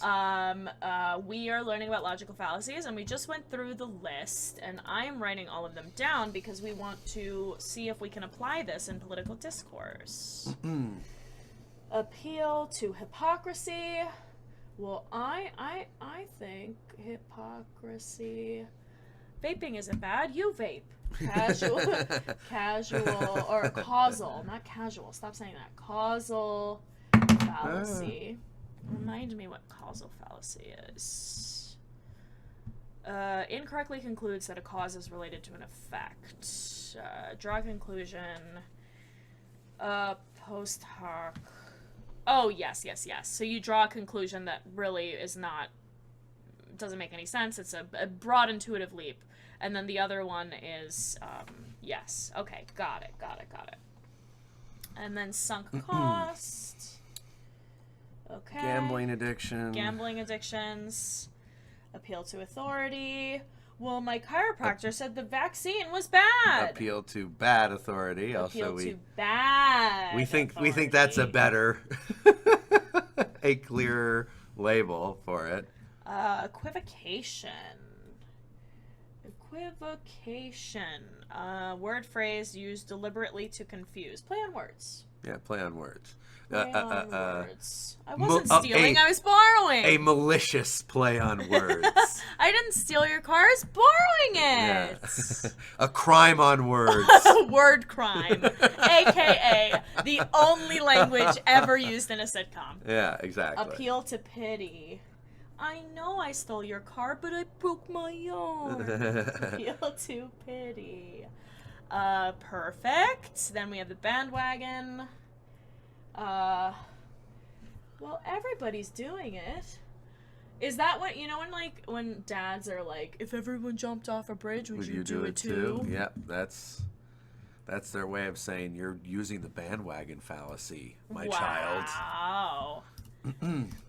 Is there anything that you want to do or see or learn more about or what do you think? Yeah, well, I think this is a great overview. Hooray for Professor Zoe. And Casey. And Professor Casey. It wasn't just me teaching. No, I didn't know half the shit. Yeah. I said the wrong thing 10 times. I just like building you up as a philosophy major. Oh, yeah, thank you. Thank you, Ivysaur. Yeah, but I was thinking, why don't we take take a 5e? Or no, let's do a 10. A 10.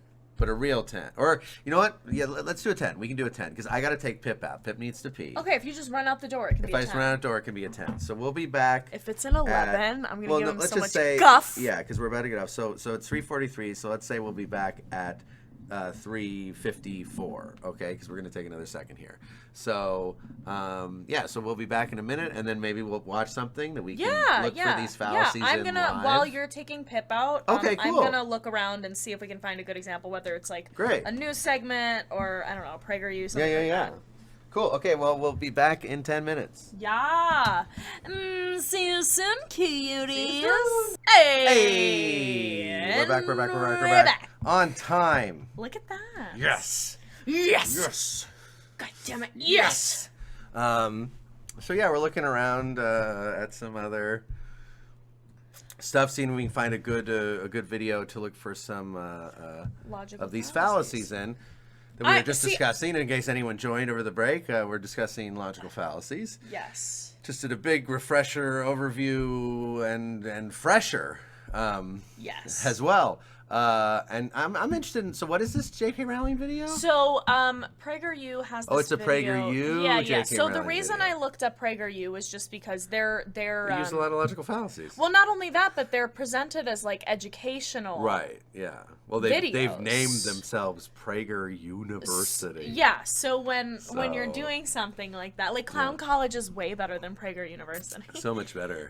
We love Clown College. Drop out of Prager University Join and come Clown enlist College. in Clown College. But yeah, part of why I want PragerU is because they're calling themselves an educational institution, and I think a good way to debunk an educational institution is to be like, you are consistently making logical fallacies. And I was like looking at this video, and that guy is on it. The guy who looks like the one on the thumbnail of our thing. It's that Will guy, yeah. The first thing I thought of was like, this guy's an idiot because he sucks. And I was like, ad hominem. He's an idiot because he sucks. Yeah, that's... So I thought this was a good idea. Thanks, Rebecca Fox. Pip had a great bathroom He break. loves a bathroom We got to break. see the mailman. We had a nice little chat with the mailman. Johnny. Johnny rules. Okay, so for the first 13 minutes, that's the J.K. Rowling part. So the rest of it is about inflation. So it's just 13 minutes of this, so it's not too much. Okay, you know what cool. I mean? Cool. So we can full screen this, and we can get on over to Hey, where what's it's up, Ragnats? bigger. Hi, Ragnats. Nice transition. I know, isn't that fun and cute and cool? And then we'd be like, wait, but I have a point. Yeah. Anyway, back to the show. Isn't that fun? Remind me too after stream that we should move this name board down a smidge. Oh yeah, just a little bit. A little bit. You got it. Right. Okay, so I'm gonna get back on here. we're going to hear some. On here. Good. Nice, Just make good. sure that Zoe's getting her monitor on. Okay, monitor is on, and now we are going to dive into. And chat, please participate. Yeah, If you hear something that we don't catch, if you say it. Spot a logical fallacy, feel free to shout it out. You'll get a chat. gold star. The goldest star. The gold. Casey and I. Well, Casey had a great idea to get like morning radio noisemakers. Clown toys. Clown toys. Clown sounds. Toys and clown college. Clown sounds for clown Because as college. much as like we want to be intellectual and like learn about a bunch of stuff, we're also like, I don't know. I want to fuck around. Well, we want to here refute the assumption that intellectuals have to be stuffy and not so fun a lot of the time. Yeah. Learning is fun. We're basically the Bill Nye the Science Guys of internet philosophical discourse. Yeah. If Bill Nye talked about philosophy and politics. Yeah, which he does now. Yeah. He does actually. He sure does. Okay, I don't agree with ready? him on everything, but We were live. Ow! Mother of... Mercy. I just stubbed my toe, Will. God. That's an appeal to pity. yeah, right out of the gate. I'm kidding. No, just joking. That sucks, but don't It worry. hurts. It's just transitory. She might What use does that it as even mean? appeal It's to just pity transitory. later. It really hurts. It means Doesn't it feel... doesn't last forever. Well, it doesn't feel transitory. Feels Well- like it hurts. I'm hearing myself back. Yeah, well, whatever. Is this the No, It that's hurts. transitory too. That's transitory too. Intro? But listen, it's actually a good thing. 2 minutes intro. How to is it a have good thing? Stub toe. Why? How? Did Explain they it. plan Stuff it. this? No, I think this was just live. I think she Okay. just stubbed her toe and was like, let's make a joke. It's impromptu comedy. Okay, so you. I don't feel tougher, Will. I feel weak. I feel weak. I agree. Who are we to blame for this? Putin. Fair enough. It's Putin's fault. That's right. We're Pain in having, your toe is everyone, Putin's we're having fault. technical issues. Yeah. And we are having some So- issues They're annoying. discovering what we wanted to do. We just have issues. Wait, So You should just turn them take down, that too. skit, not our best, but Wow. take it how you can. Okay? Wingardium Transphobiosa. Much better. We were trying to figure. We made up some funny did. woke spells or whatever, but we Yes. couldn't figure. Yeah, out right how wing to comedy. make it work Exactly. in a That's what skit, they so think this sorry. is. Yeah, before we start the show every day, about 5 minutes before, just to give you a view of our preparation here, we start thinking about what the skit is that's going to be opening this show. Yeah, see, they're So fa- when I you think that guys was get a good skit. ones, just know that that's a wonder of I don't know, a it's wonder of divine creation. intervention. Yeah, Yeah, No, it's- but I we'll think sit there and we'll be like, opening. yeah, That's the word. And Exactly. then we all think about it. exactly. And the So- one yesterday was pretty good compared to this one. So sometimes it's a hit. I'm telling you, sometimes that it's a was a miss. skit. It's never. you think that was a skit. Wait, that Well, I don't know. It seemed like she was doing a bit. a bit? I don't know. Who knows? I won't assume. I Either don't know. way. I feel like that was a silly bit. Whatever. It's fine. Let's get to their J.K. Sometimes they Rowling can argument. Yeah. And that's all you guys watch. Okay. Let's get into the Yes. J.K. Rowling drama. Please, So again, please. J.K.'s taking leftist heat all over Twitter for speaking out for women's rights. So in Scotland, First problem.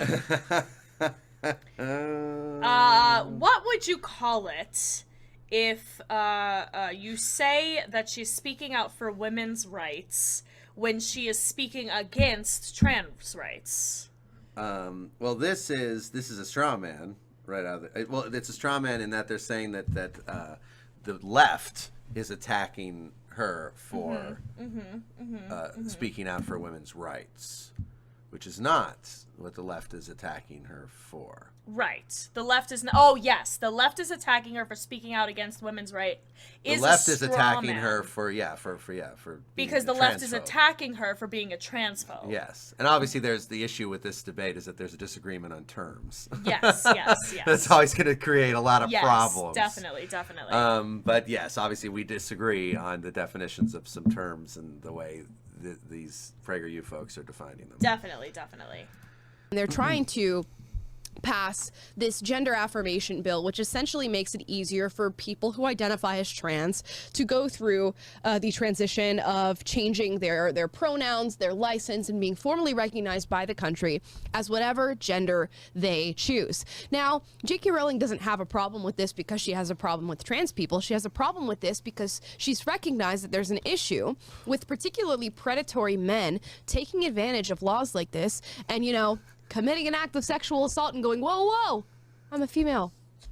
I know the penis might have, misled you a little bit, and the beard and the large muscles and the wingspan and the chromosomes might have confused you. But don't worry, guys, I'm a female. So she came out on Twitter and So, I'm sorry. No, go, talk. Okay. Okay, so first of all, to say that she recognized this as an issue that's happening, it's not happening. It's not a. It's not a thing. I would argue that's a red herring. Well, that's no, because I think it's not necessarily distract. Well, I guess it's kind of a red herring, right? I guess but I think there might be a better, more applicable one for that. Well, I mean, I would say it's between being a straw man or a red herring, because Right. that's not a thing that happens. Right. Like, cis men don't... It's kind of a slippery slope. Okay. If you let trans people identify as their gender identity, and you let them do what they want with their life, and you acknowledge their very simple, small requests for basic respect. Yes. That we give to everyone else based on what pronoun they want to be called. Generally, that if you do that, well then, next thing's going to happen is just every male rapist will be like, I'm going to the wig store. Yes. So it is a slippery slope. It is a slippery slope. Yeah, absolutely. Yeah. So, Ragnar, it's a good point. I understand why you would say it might be an ad hominem. I want to be a little particular, I think, because ad hominem fallacies generally mean like...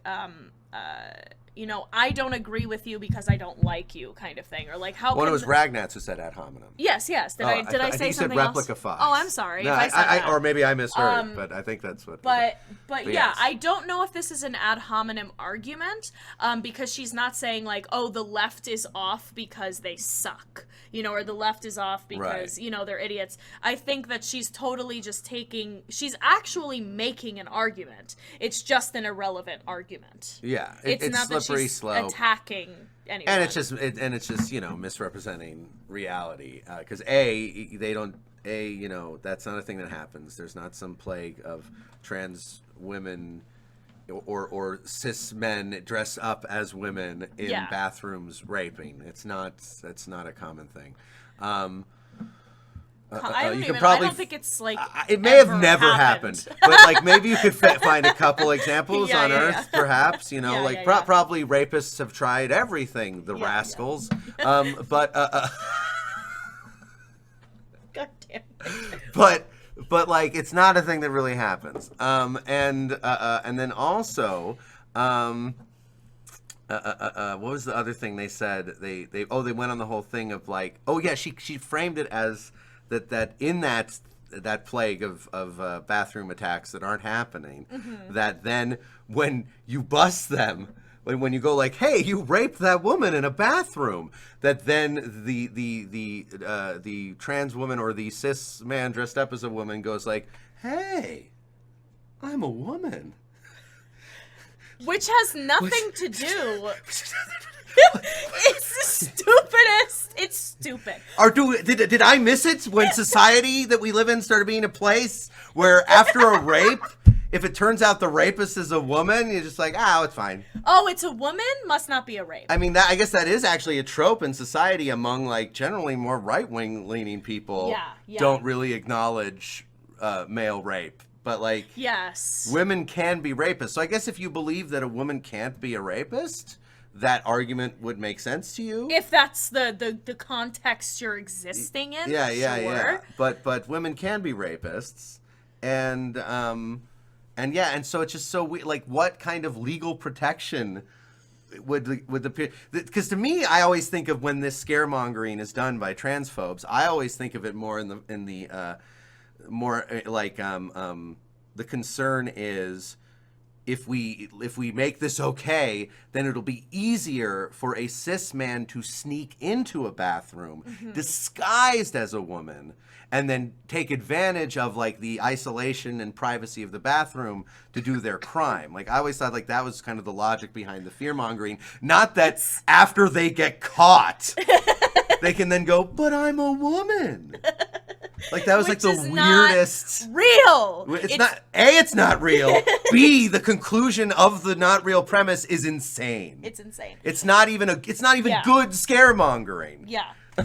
So actually, I think slippery slope is the best logical Yes. fallacy to apply here Yes. because slippery slope implies a chain of events that are caused by whatever it is the thing that you think is bad or Yeah. the thing that you think will happen. Yes. So if we allow trans people to easily have access to changing their driver's licenses, Their changing their documents, birth pronouns, certificate, etc., whatever they wanna change. then what will happen is a bunch of cis men are going to dress as women, go into the bathroom and sexually assault women. And then when we say that, wait, you did that, then they're going to say, oh, I'm just a woman. So it's this whole chain of events that never happened, is never going to happen. And so it's a slippery slope. Yes, I think it's good. And I think also Ragnat's that, yeah, it's definitely appealing to emotion as well. And is there really, in the official list of fallacies, there's not really one that speaks I have my little notebook. speaks to emotion. We have appeal to hypocrisy, appeal to authority, appeal to pity, Like appeal to fear. appeal to ignorance. Yeah. So there's not on this list that I have here. But I mean, this obviously is just the traditional academic list Appealing of to fallacies. emotion, yeah. I would say appealing to fear is a fallacy. Oh yeah, absolutely. For sure. Okay, so we are what, a minute in? Yeah. Just Ragnats, don't send it on the chat. Here, you know what? I'm gonna write in the chat myself. Hi, send link to me. Yeah. Oh, perfect. Great, It was you worded did to it, you us. did it. Great. We'll check it out.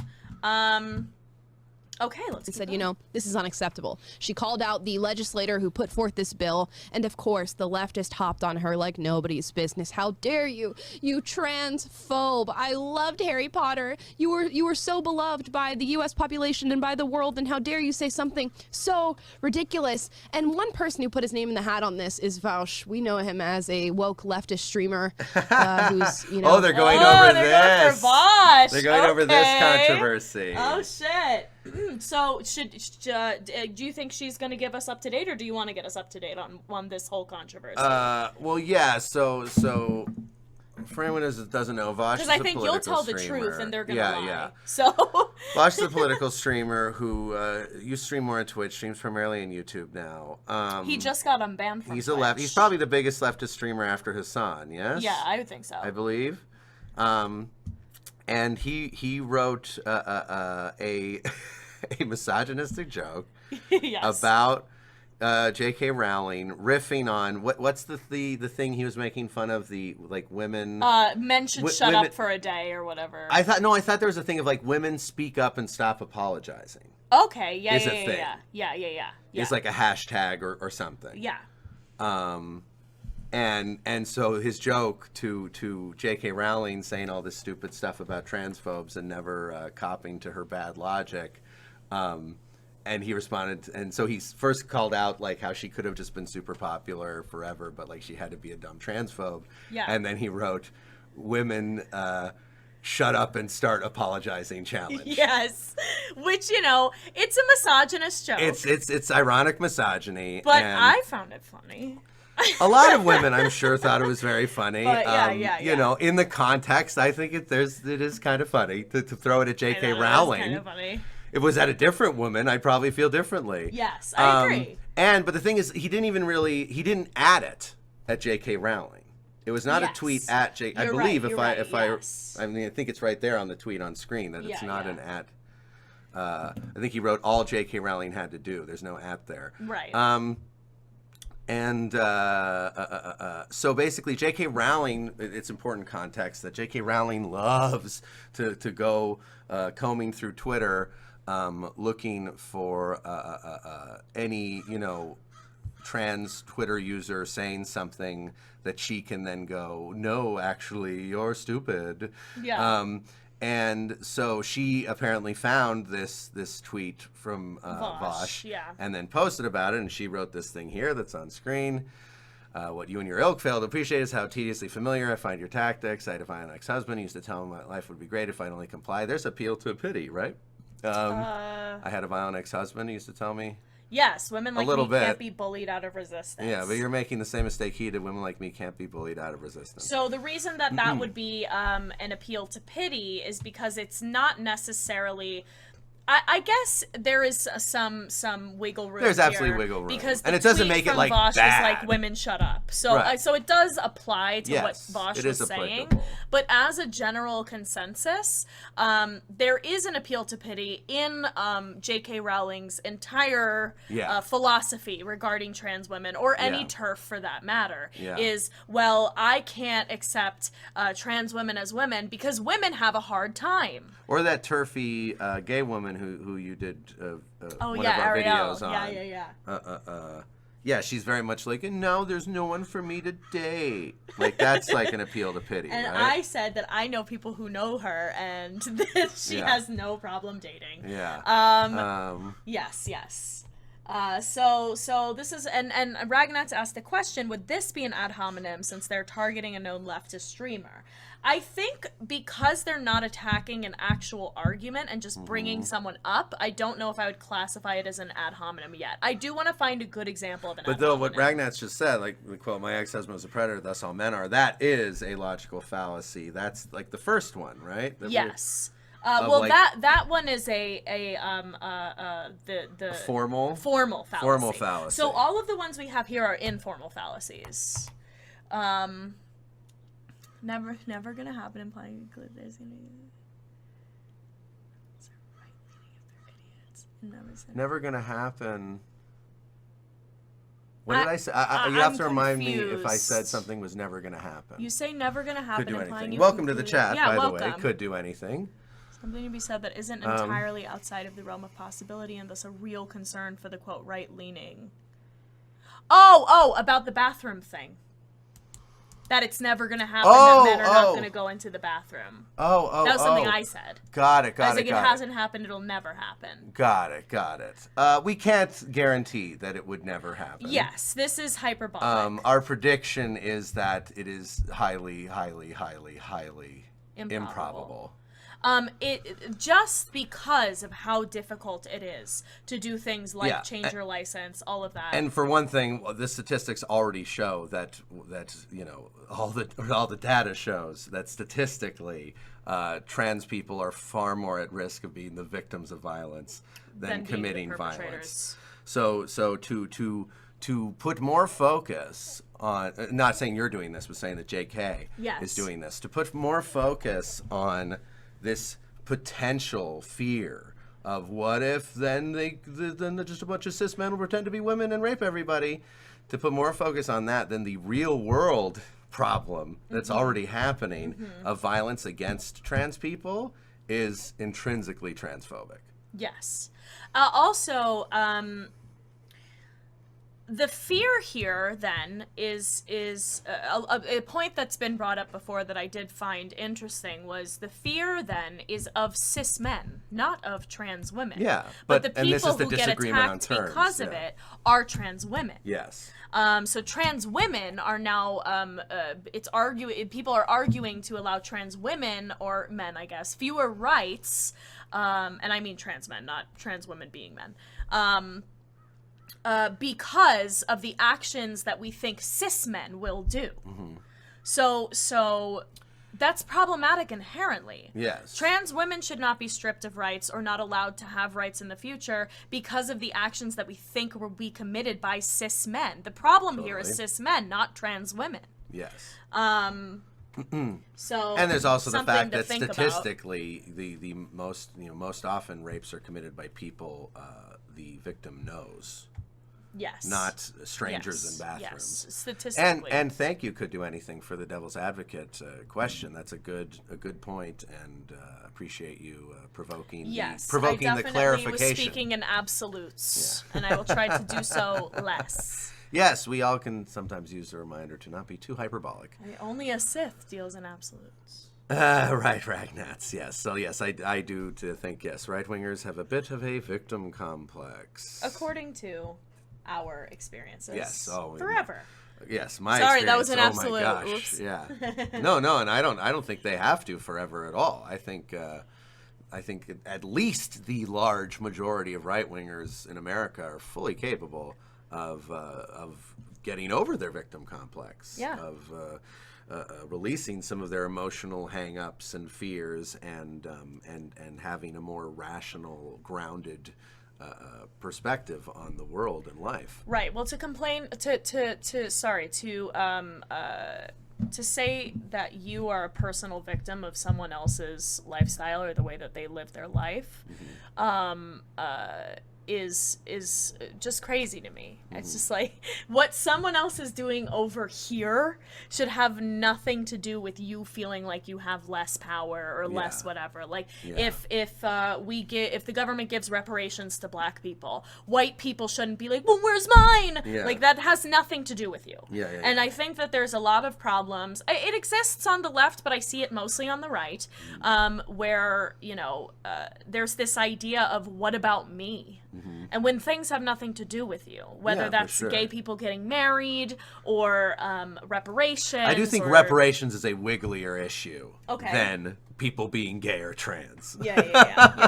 Because I think there are legitimate discussions to be had about the impact of that in the present day. Yeah. I am generally pro reparations, and I do think there's fair nuance to discuss there. Whereas when it comes to gay people or trans people, I'm like, what the fuck is wrong with you? Yeah. Why do you care?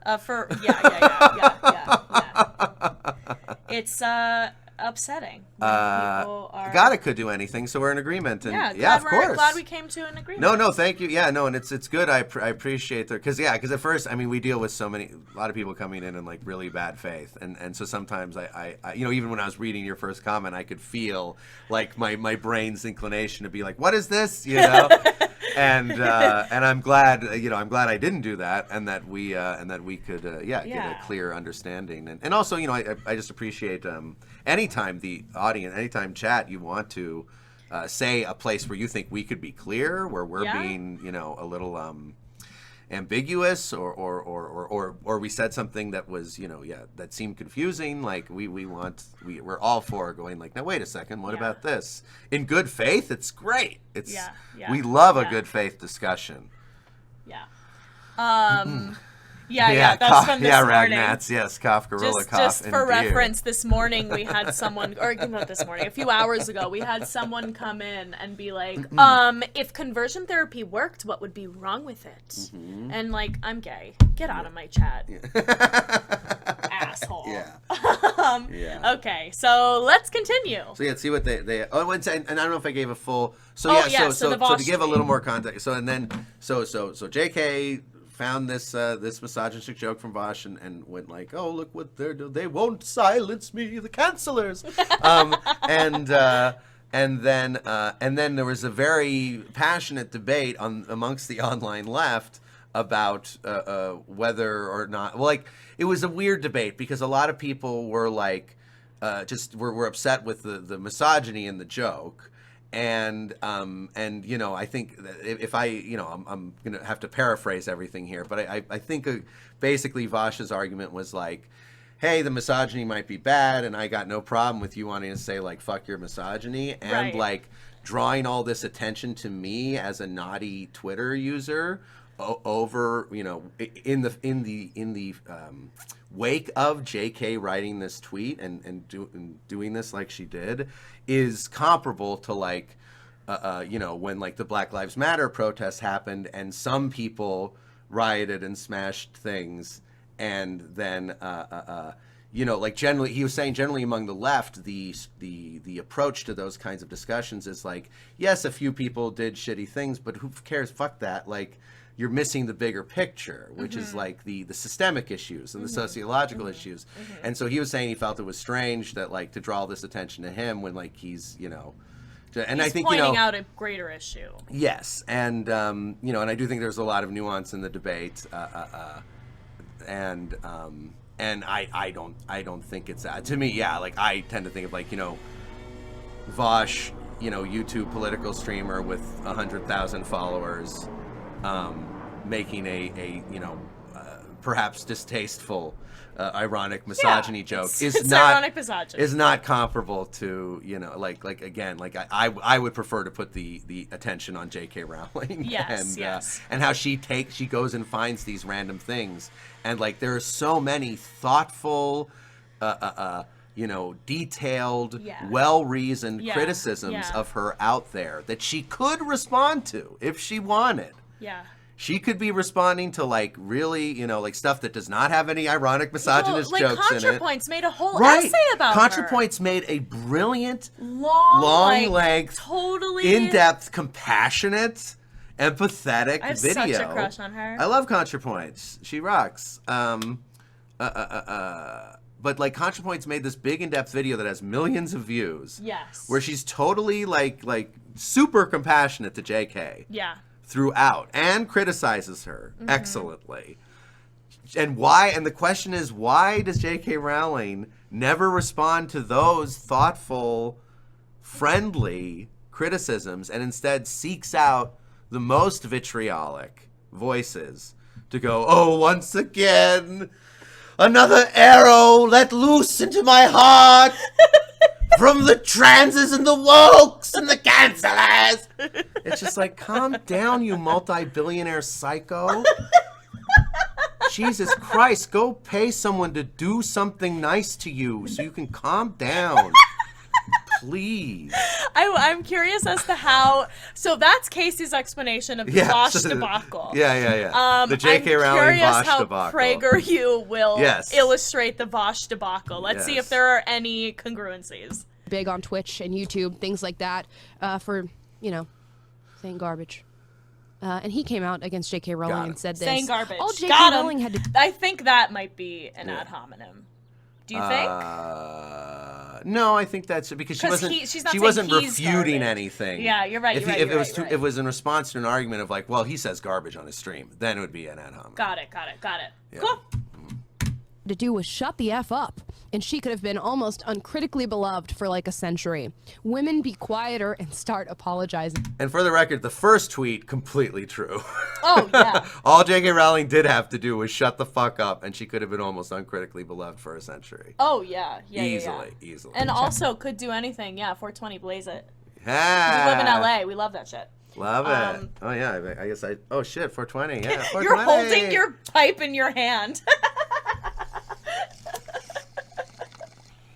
420, blaze it. I wish I didn't get so stupid when I smoked weed. I'd love to partake, but then I just like be weird and quiet the whole rest of the time. So. I can get absolutely plastered, like drunk, and I'll be fine. But like I can't smoke weed. Challenge. And JK saw this and responded by saying, "What you and your ilk fail to appreciate is how tediously familiar I find your tactics. I had a violent ex-husband who used to tell me life would be great if only I'd comply." That's an appeal to pity. Right. That's an appeal to pity. Well, that's what I was saying before. Oh, see, I didn't even see the violent ex-husband. I was just looking at the women thing. Yeah, no, that's an appeal to pity.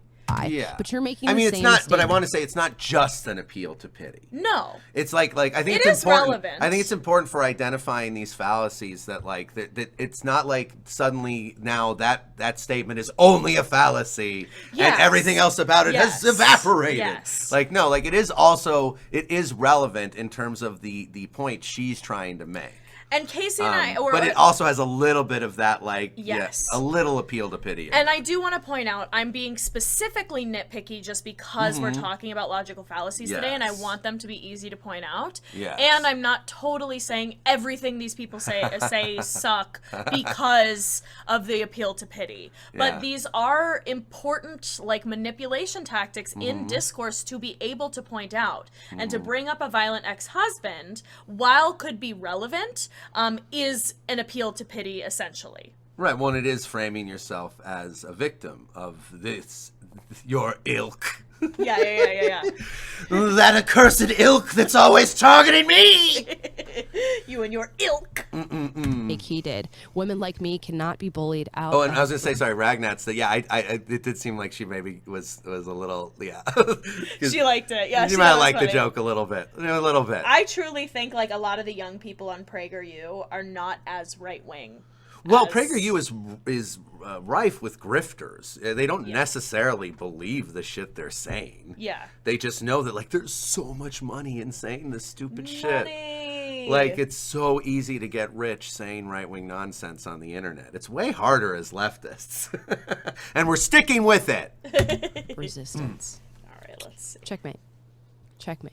She's dealt with this a lot. She's had A to deal lot. with a lot of people coming after her for all these sorts of things. And this thing by Vaush, I love it. He- It's also just funny to me that no one learned, like it's Vosh. Like I don't know. I like it's just a It's nitpick. one fucking but syllable. like it's so fun. So many people don't. This is also the second time in the last week that PragerU, who like has mispronounced people's names when we're 100% sure that they know who these people Well, no, are. and he's not doing that here. No, it's not the purposeful thing that his partner did last Yeah, time. it was doing to pretend like she didn't know who that person was. He's acknowledging he knows who But Vosh it's the is. second mispronunciation of a name when referencing a tweet or a thing. Like if you're gonna talk about it on your show that you get paid to do, Yeah, say the maybe- name right. Maybe learn people's names would You know, be good. learning people's names is cool. But yeah, I don't want to draw too much of it. It's just just speaking Yeah, sloppily. He has a very important thing that he said here, where he said all J.K. Rowling had to do was shut the F up, and she could have been almost uncritically beloved. And that's a very important thing to say because it is so critical about the political debates that we have in this country now, where it is conservatives and people who know the truth who say, I know what's true, but I'm not going to say it because I care more about my reputation. It's like Republicans in Congress who care more about what NBC and the New York Times and CNN say about them than what they actually do for their constituents. It's a huge problem. And he calls it out perfectly when he's, I mean, obviously in a way that's, trying to belittle what she's doing and what she's saying. But it's critical to understand that so many people are willing to sacrifice saying something because they want to be beloved. Yep. But when you sacrifice things to be beloved, you're really not speaking what you should be speaking. If the things you have to say are stupid and wrong, none of this matters. Like just he went off on such a weird digression there. And could do anything. Oh, I've been there. I've been there. I've been there too. I'm also bad with names. Yeah. Luckily, we're not getting paid a bunch of money like these people talking about. We looked up the pronunciation of something today. Oh yeah, no, it's good. I think it's good. it's good to check. do. It's not And not I the language understand. police. Yeah, not the pronunciation police. We're not assholes. No. It's not that big a deal. But this guy shit that he's saying, going off on this whole thing about like, oh yeah, because there are all these right wingers who won't say what they really think because they, don't want, and of course for him he's framing it as like they're saying the truth and whatever, but it's just like all this comes down to is like whether or not it's good to say, like he's like Vosh saying, just shut up, stop saying this stupid shit, and like everyone will love you, and then to respond to that like oh, so now we're all censored and no one can say Right. It's a what weird they really intuitive think. leap.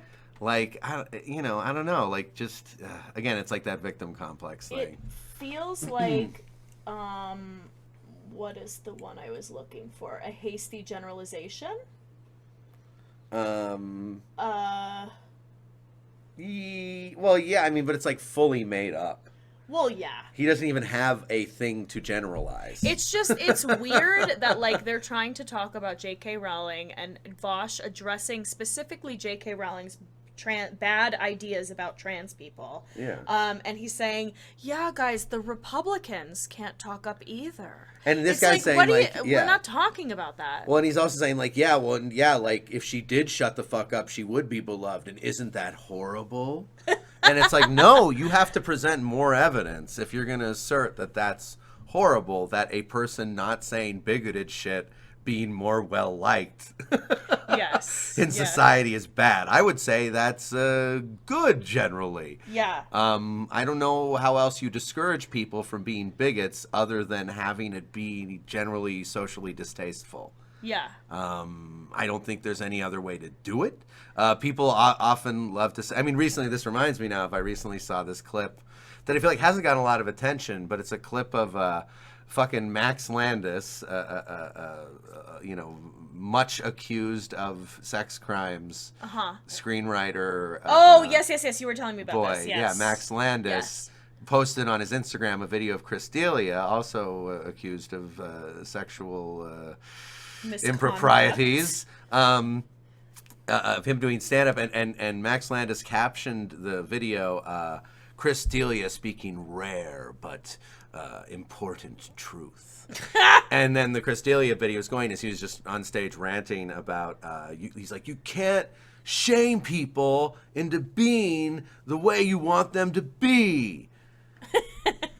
And the thing is, like, there's, like, you know, there is a shred of wisdom in there, I think, of, like, a lot of cases, you're better off coming to someone with, like, a positive, you know, like an affirmative, positive Right. reinforcement kind of approach if you want someone to do a certain thing. And to see a alleged sexual predator on stage in front of an audience going, like, oh, you can't shame people how to do, like, it's like you're literally, like, he's like threatening us all. He's like up on stage like, you can't shame me out of this, like the only way you're gonna stop me from sex crimes is if you're so nice to me that I stop. It's weird. And, like, I don't know if that's the solution, Chris D'Elia. Weird. I don't think the problem is that we're not nice enough to you, Chris D'Elia, and your ilk.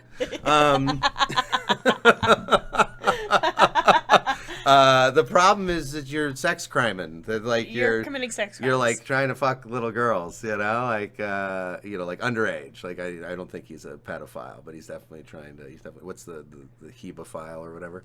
Oh, yes.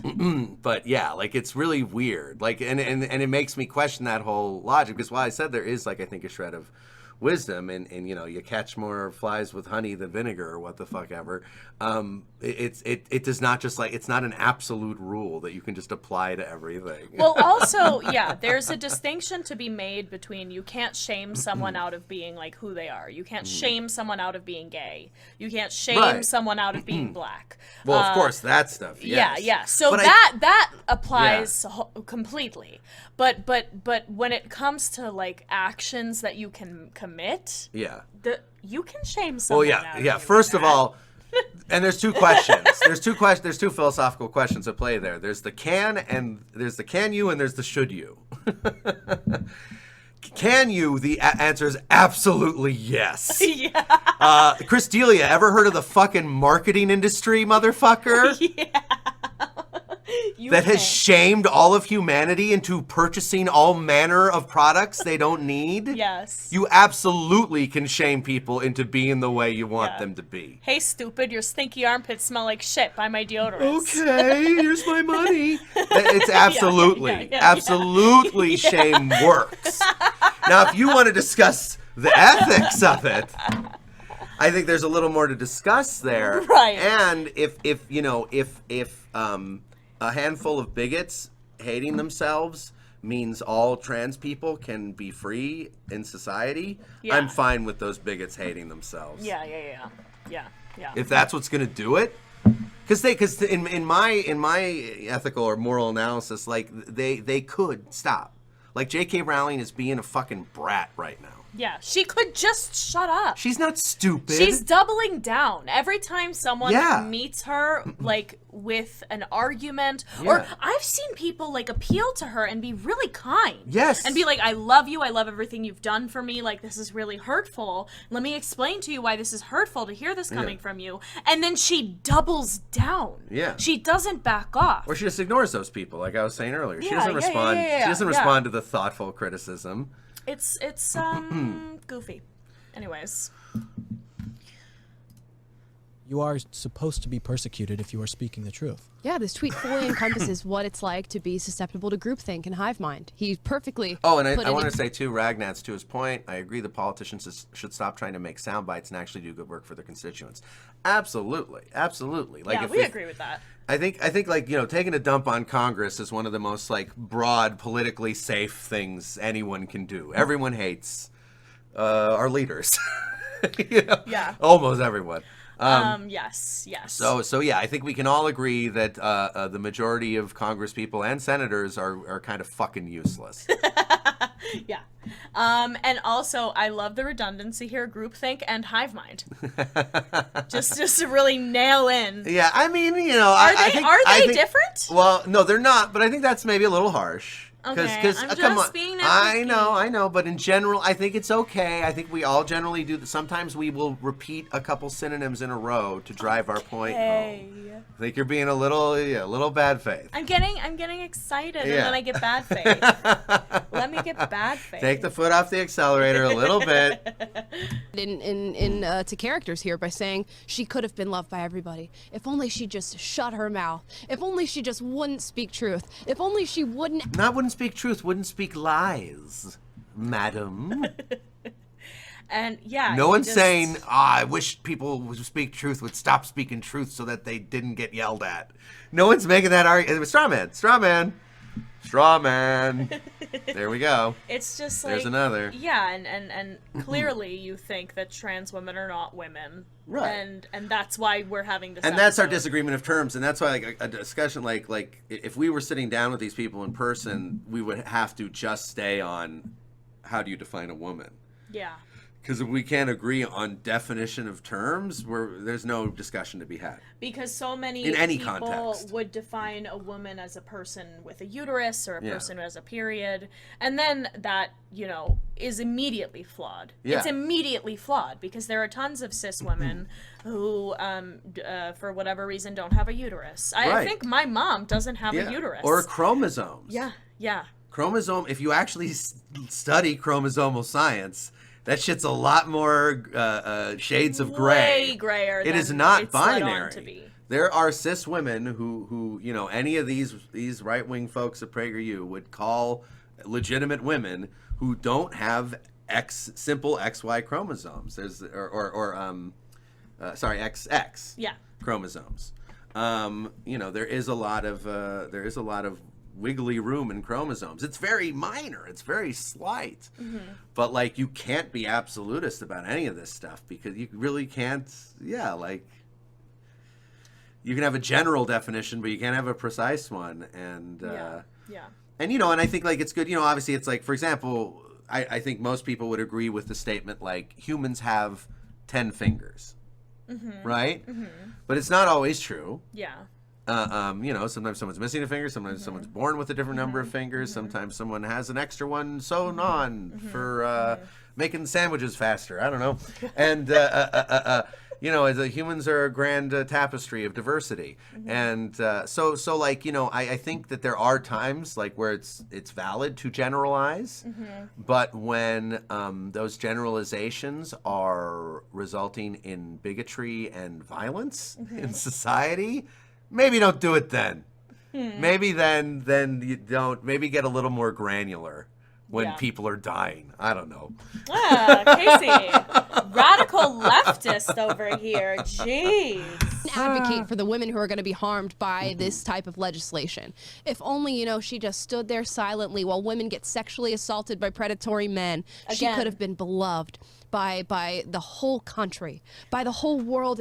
I just want to see her give us one example of this happening. One piece ever. of one prediction: we will not see a single piece of evidence. that this has ever happened. And we're only watching the first 15 minutes again, because we just want to see the JK part. They're talking about. So don't worry, we don't have inflation a whole 15 We're not doing a whole minutes hour of regular this. vote. It's just but the we first want to see the 15. JK talk. So in the next, whatever we have left here, 10 minutes of this segment that they're doing, I predict we will not see a single piece of hard evidence for that any this has happened. for any of their assertions that about women trans have been people. sexually assaulted in bathrooms by cis men dressed as women. Let's see how my prediction does. At large. It's just amazing, and it just shows cowardice. That's Right. what it is. It's cowardice. She chose to speak up and use her platform, a platform that she created with her works of art, to say, no, I'm going to advocate for women. And even is taking quite a leftist stance on it by saying, this is what feminism looks like. This is what female empowerment looks like, is me standing up and saying. Also, just like a weird detail, weird little bit of like toxic individualism in there. I think like framing it as like this platform that she made with her works of art.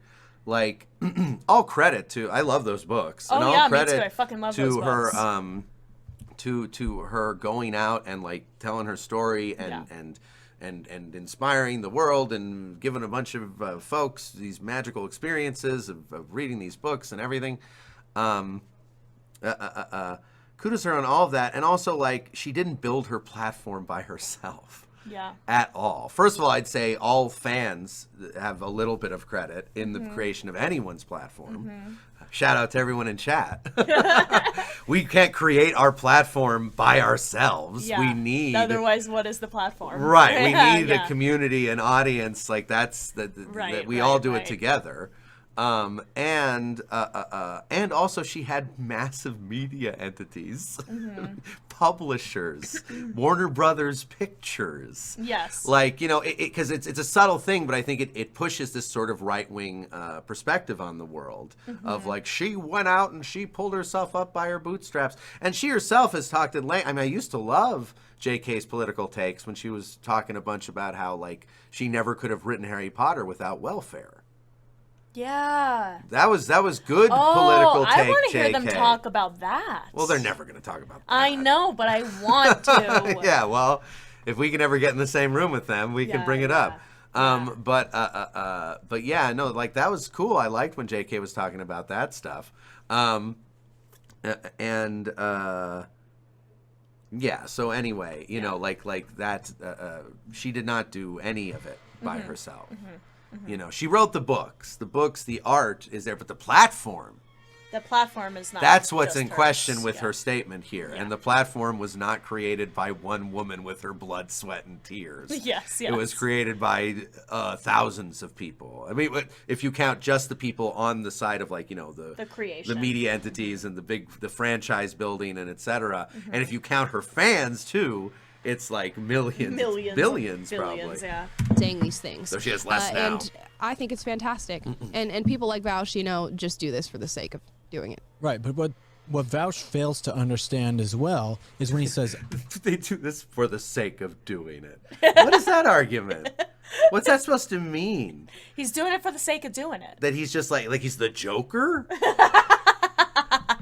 Like, he just wants to watch the world burn, or doesn't even care. He just wants to, like, do it. Like, he's just do things. Is that just doing it for the sake of doing it? Like, you know, I you know, say what you will about him, and there's plenty to criticize. I do think he's sincere, and I do also think that he did this a little bit to just, you know, get some attention. Oh, he was. Yeah. Oh yeah. It totally his got him platform, promotion. like what he does online, is not doing it for the sake of doing it. No. I think he is a sincere and passionate leftist. Yes. Who you can also cares criticize. about human beings and makes mistakes. Some mistakes that he makes too. Yeah, and I think, you know, perhaps has not acknowledged all his mistakes, but I have seen him acknowledge many. So yeah. worth At noting. least that. Yeah. uncritically beloved.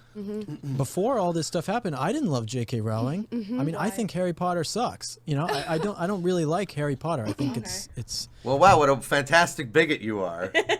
That you couldn't get into J.K. Rowling for her good books, but you could get into her for her hate. Transphobia. For her bigotry. You're Once like, I found now out I'm that a fan. J.K. Rowling, whose books I think suck. So yeah, some of the most delightful children's books ever written. Boo. Bigotry? Yeah. Wait, let's hear what he says about Harry Potter. I think it's too hard to read, Big Brain? It's not that great, in my opinion. What an analysis! But now that I'm seeing what J.K. Rowling is saying, I actually love and respect J.K. Rowling and what she is saying. I think that is fantastic. And I also think he's saying this is that like amazing? Like, I actually didn't like the Harry Potter books, but now I do like this. Like, incredible. Holy cow, buddy. Never would have believed it if I didn't hear it coming out of your mouth.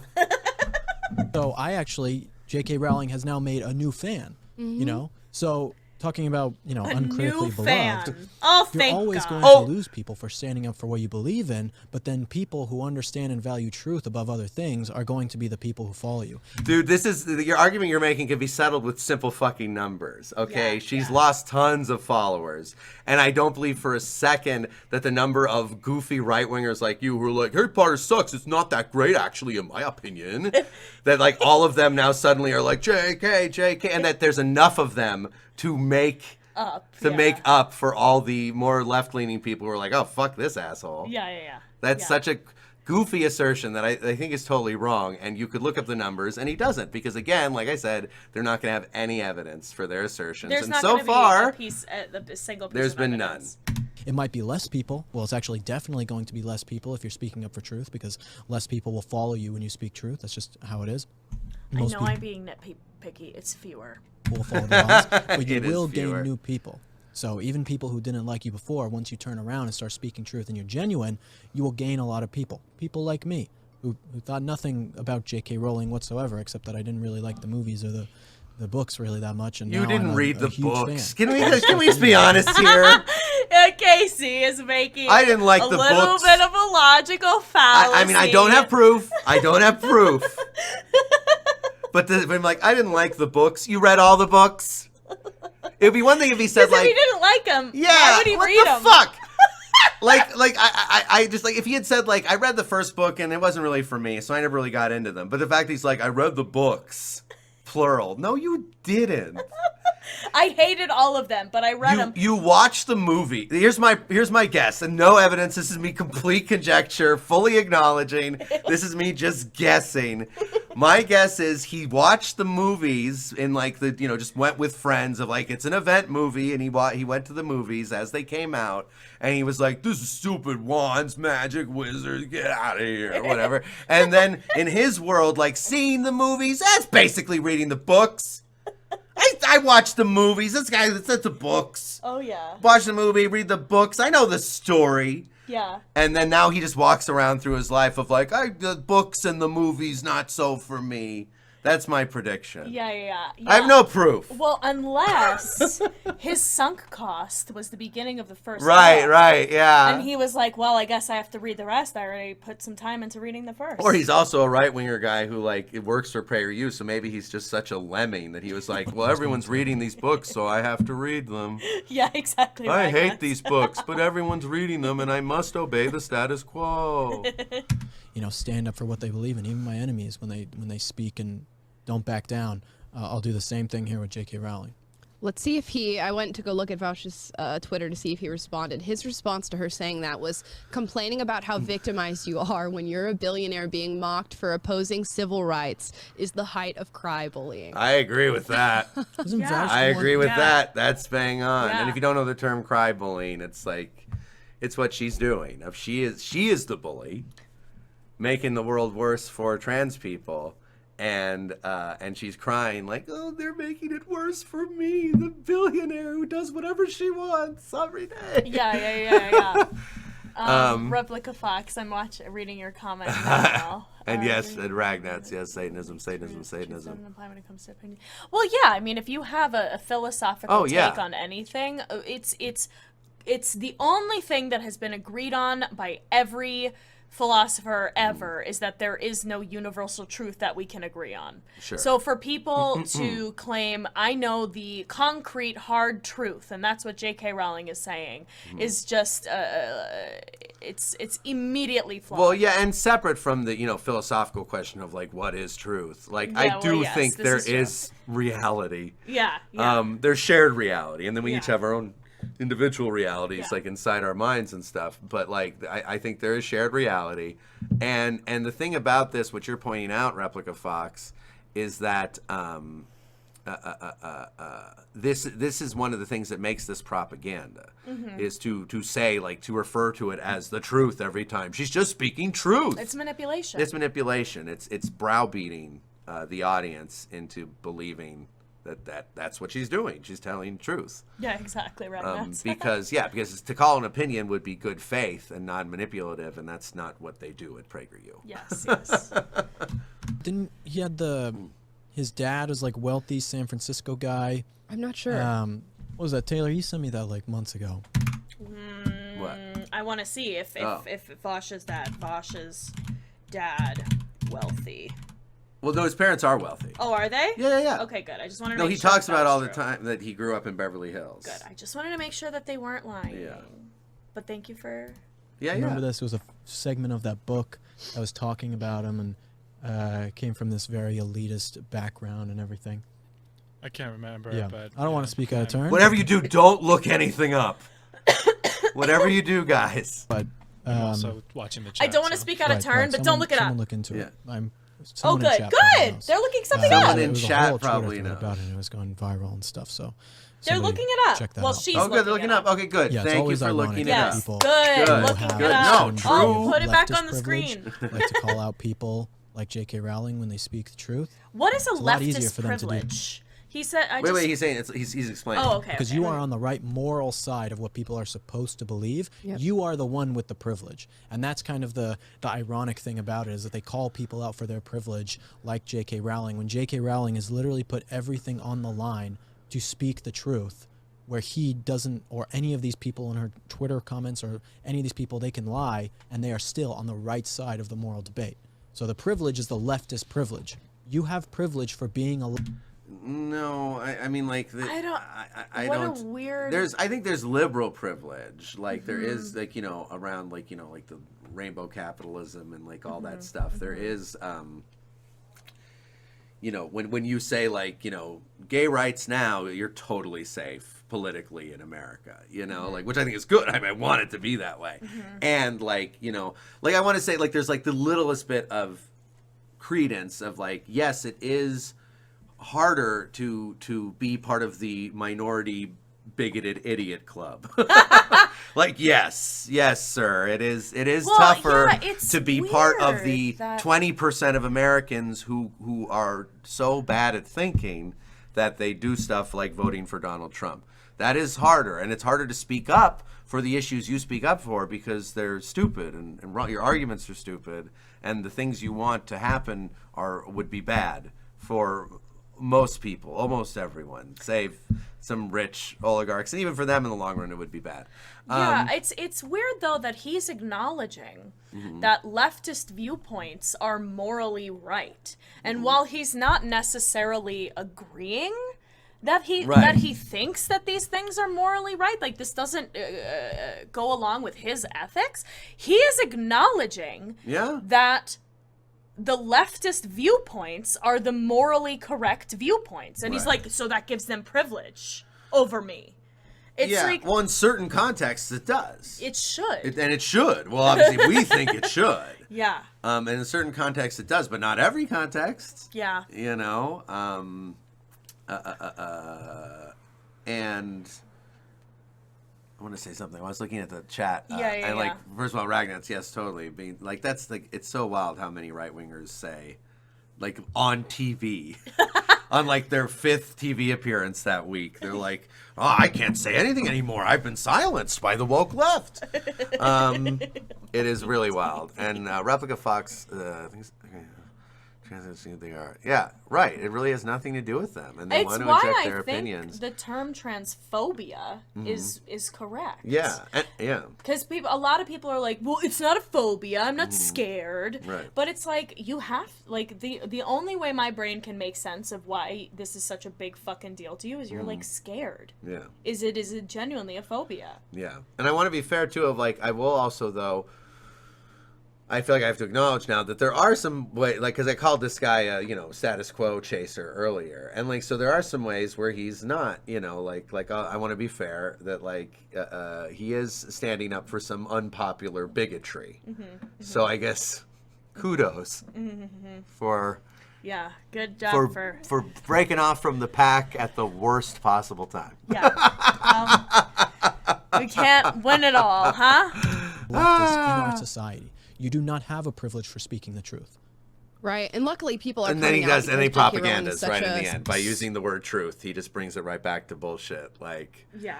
Because now he's saying that like liars have the privilege, and like whenever you try to say the truth about anything, you're screwed, because that's why no one listens to me. He also, I know his language isn't perfect, but I just think it's really funny that he said, like, you have the left with their morally right opinions, and then us with the truth. Yeah. So the truth is not morally right? Like, the Well, morally he's saying wrong that thing is the truth? The accepted moral status quo runs counter to the truth, I think is what he is. Yeah. But, you know, his language wasn't perfect. So it was you were able to make that jump. Yeah. significant figure, and they're waking up to what is actual truth and what is objective, and she's bringing light to that. So I commend her for that. To say that she's victimizing herself, I don't think she's victimizing herself at all. If anything, she stood strong in her beliefs and battled the people who come forth and come at her. I believe at some point she was doxxed, and her house was doxxed, and people showed up to her own house where her family lives to protest her in Scotland, and yet she still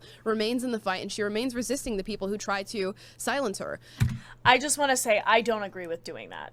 I don't agree with people showing up to her house and, like, threatening her. I have to say, when it's a multi-billionaire with one of the biggest media loudspeakers on Earth, I kind of am okay with it. Yeah, as long as they're, like, if they tried to hurt her. No. But I'm Yeah. saying if they want to show up outside her house and hold up signs and play loud music or whatever, or even, honestly, even, like, throw eggs, I don't care. Yeah. Personally. Okay. Because she has so much power. Yeah, this She is has true. so much power. If she was just some random transphobe lady on the internet, then I'd say that's horrible. Don't do that. Yeah. But she knows the power she has, you know, and huge just economic power and social power.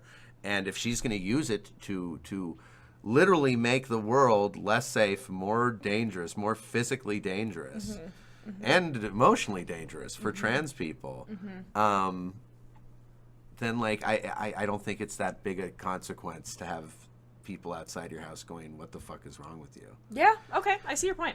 And it's another issue of capitalism, where, like, if you allow these super billionaires to exist, like, then they basically become, like, kind of similar to politicians, in that, like, if a politician with that kind of power of a politician is doing shitty stuff, you can show up to the Capitol, you can show up to, you know, like To protest, yeah.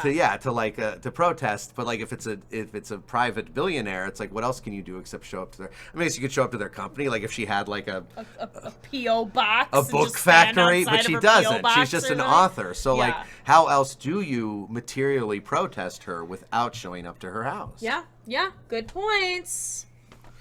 And she's not truly, I mean, she is advocating for herself and the things that she's doing, but she's really advocating for other women who you are victimizing with your ideology. This is not a civil rights Who's argument. you? This is an argument of blind affirmation of people who choose to call themselves something when they are not, in fact, that. Blind affirmation. Again, a straw man propagandizing. Yeah. Thoroughly studying the science is not blindly affirming something. And that's just the issue. They live in opposite world. They are blindly rejecting the idea of trans theory without looking at it at all. Yeah. And then turning around and accusing the left of blindly affirming. Well, this is exactly what a TERF is. Yeah. Is you can't support other women without tearing down trans women. You know, it's like a false dichotomy. Yeah. And again, if you are somebody who is on the left who looks at these movements and goes, you know, but I support trans people, okay, how many women is it worth? You know, how many women getting sexually assaulted is your movement worth? I don't know. Give me a number of how many have happened. Give me evidence. Give me data. What the fuck, lady? But also, did she just ask, am I wrong? Did she just ask how many women is supporting trans people worth? Yes. So as long as women are protected, she will not support trans people. She's saying, I don't support trans people, period. No, she's saying, like, if she's framing it as supporting trans people is equivalent to a bunch of cis women being raped and killed. Great.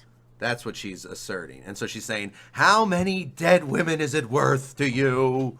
Which, I don't know, how many dead women are there? It's- You're not going to look it's it just, up. It's dramatizing propaganda, and of course it's all built on a lie, because this isn't happening. This isn't It's fucking not happening. It's not happening. So, like, how many, like, you know, I could say one would be too many, and I'd still be right, because it hasn't happened. Okay. Is me But I wouldn't affirming say your that, but anyway. pronouns worth? Is me changing your government identification worth? Because we have states right now, like California, that allow men who are in prison to say, I'm a female, and go over to a female prison. And they go and violate those women. So is that worth? Is Where's that your true? evidence? Wait, is that true? Wait. I don't think so. Where is this? You can look it up. Look We it have up. states Yeah, well, I right just now, wanna like make sure. California, that allow men who California. are in prison to say... Okay. I mean, it is. I think it is true that they Like are they will gender put affirming. trans women in women's Yeah, prisons? yeah, if it's requested. But I think but these I are wanna women see, that is are there already any, trans. Is there any evidence and you can come out as trans in prison. I got no problem with that. Have women... And is there any evidence that those trans women then sexually assault other women at the women's prison? Here. This says transgender people's experience of sexual violence indicates shockingly high levels of sexual abuse and assault. Against But this trans is people. against trans people. I don't think there's any evidence that trans women are going on rape sprees when they are transferred to women's prisons if they come out as trans. I also how many does that even happen? Like how many trans women have come out as trans women after going to prison and been transferred? Like they're not presenting any data for any of this. I bet it's happened 2-3 times. And I bet all of them are probably really... my prediction would be they're probably model prisoners. That would honestly be my Can I guess. make a password without you guys seeing it? Yeah. Okay. Okay. Cool.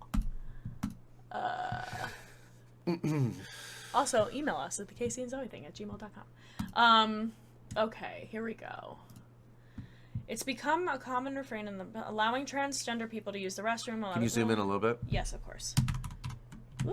From North Carolina to South Dakota, supporters of controversial limit transmission.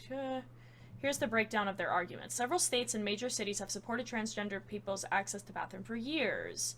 There are more than a dozen cities. Yeah. Where's the crime? Where's the crime? What is this? Who are you?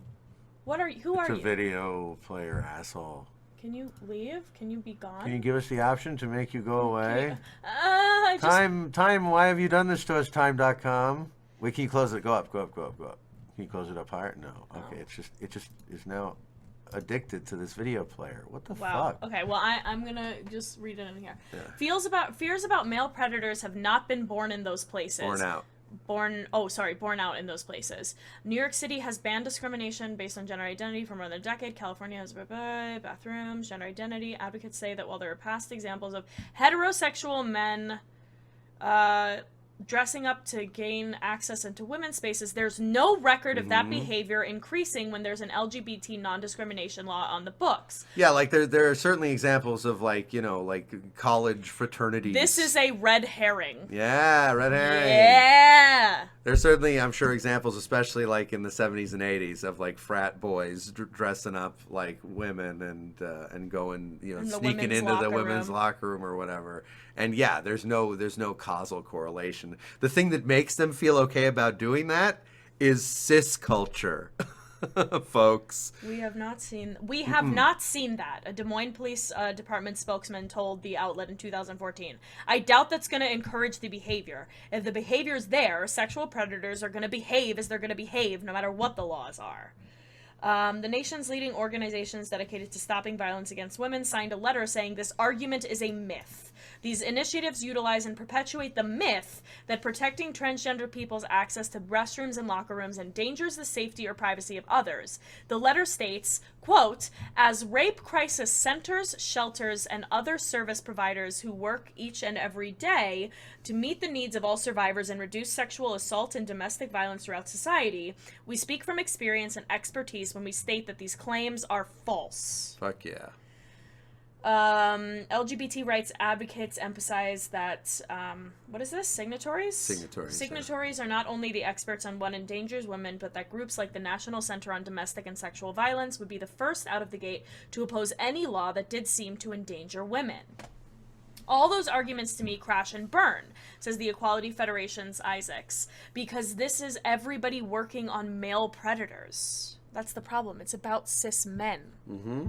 And I was saying, and I want to really reiterate again and pound a little on the point that cis people have done so much more to train men to think it's okay to pull this kind of shit.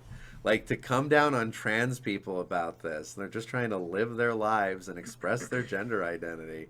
It is so fucking bigoted. It's so mistargeted. This is the point you made, Casey. Yeah. Sexual assault remains a crime no matter why someone claims that they entered a woman's space. Yeah. It says who cares what gender they are, a rape is a rape. Yeah. It says that right here.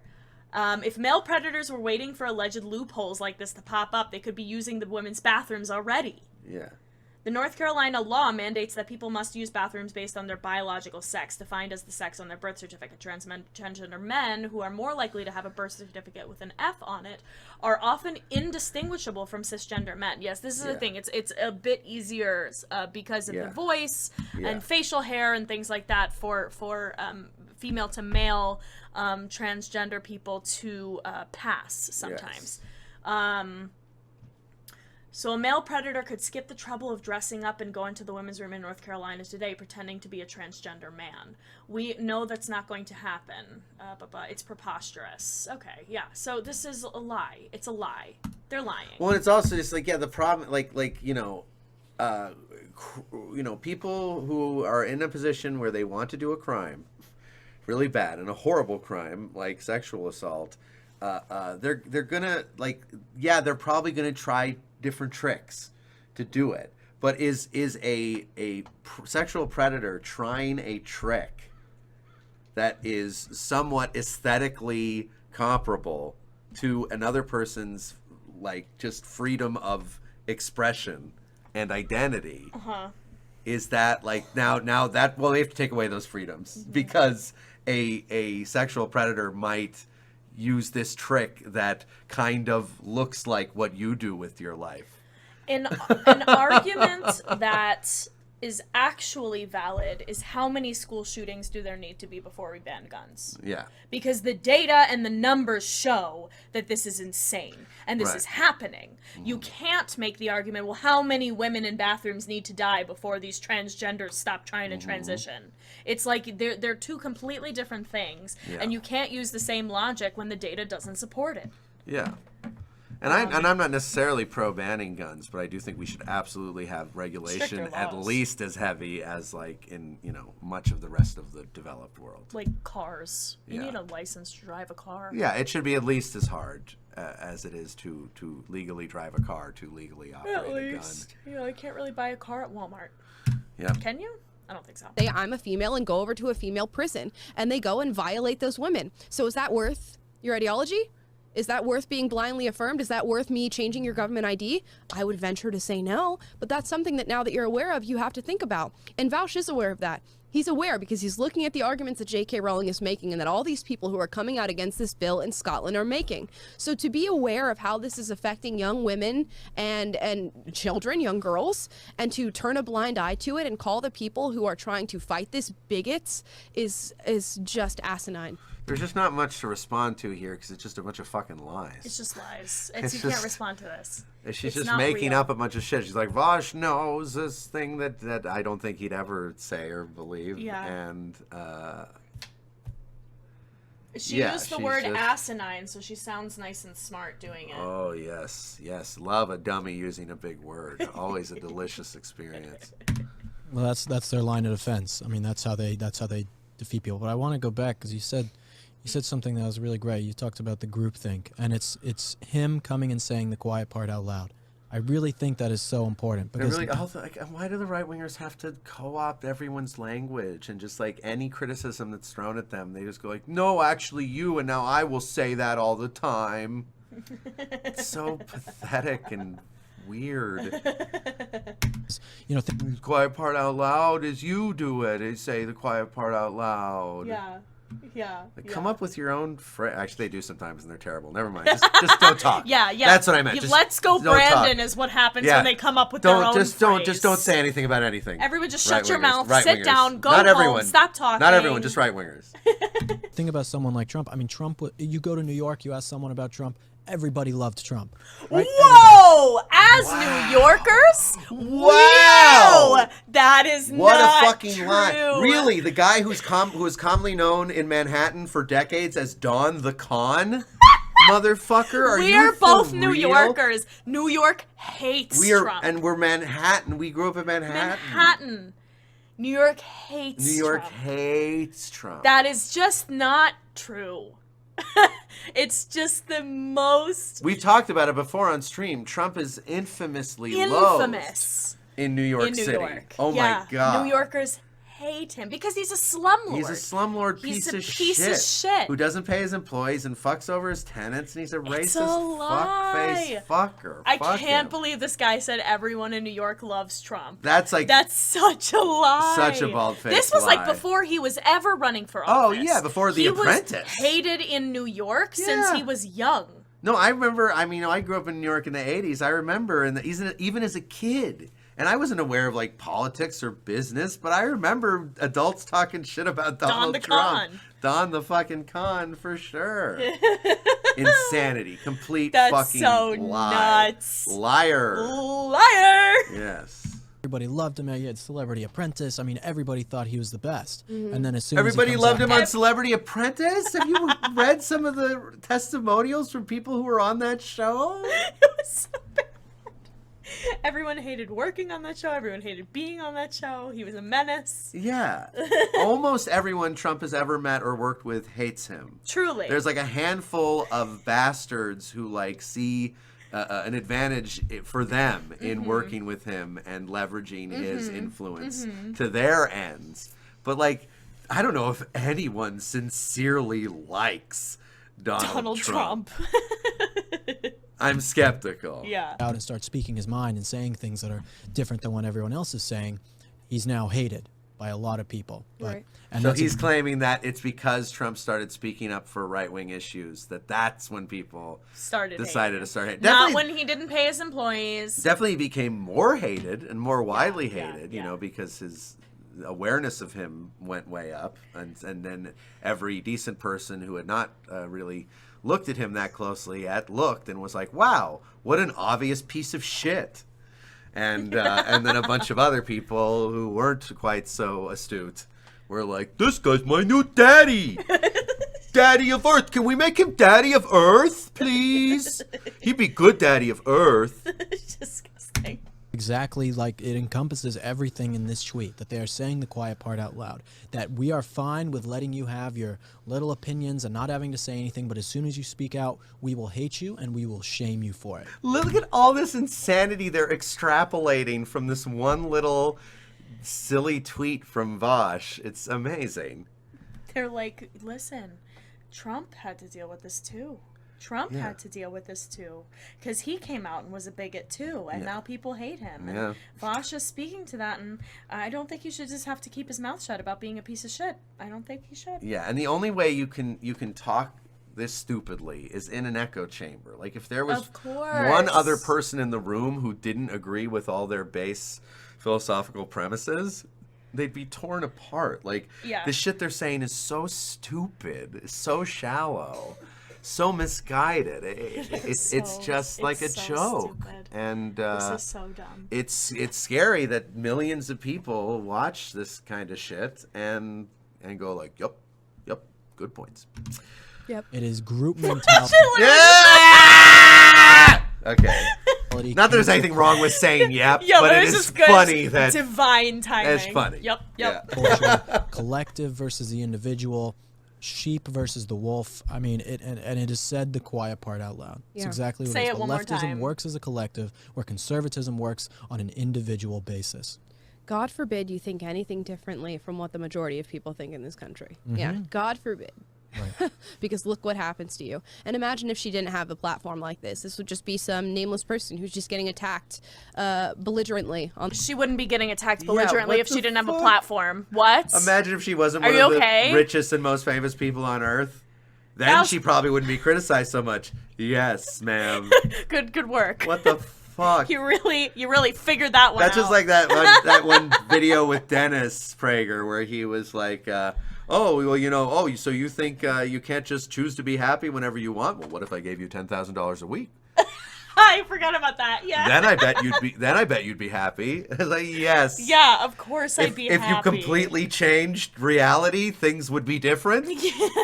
Yes. Yeah, Ragnar's good point. God forbid you don't agree with the majority of people in this country. Well, if you want to be president, you should agree with the majority of people in this country. Yes. Yeah, honestly. Yes. Jesus. On the Truly, internet with nothing Ragnats. to back it, with nobody to come and support her. But luckily she... Nobody to come and support her as they're here coming and supporting her? No. She's talking about about What If, remember? Oh, yes. I'm sorry. This is a what if. She has an audience, and she has people who are coming to support her, and she has people who she's converted to being her fans with this sort of stuff. And luckily, it's people like this who are waking up others to the issues, because I think a lot of people are walking around not even thinking And about if you're gonna make woke into a slur, you don't get to use waking up as a metaphor for realizing the truth. Okay, can we have some consistency here? No, there's a difference between being Like, woke yeah. and being Being woken awoken up. by right-wing politics. Awoken is very different. Oh, such a joke. these things and how they affect people, and they see a bill like this that comes past them, and they go, oh sure, yeah, let's let people identify however they want. Because I think most people would think that. They'd think if you're a grown adult and you want to identify some way or you want to change yourself, by all means do that. Sure.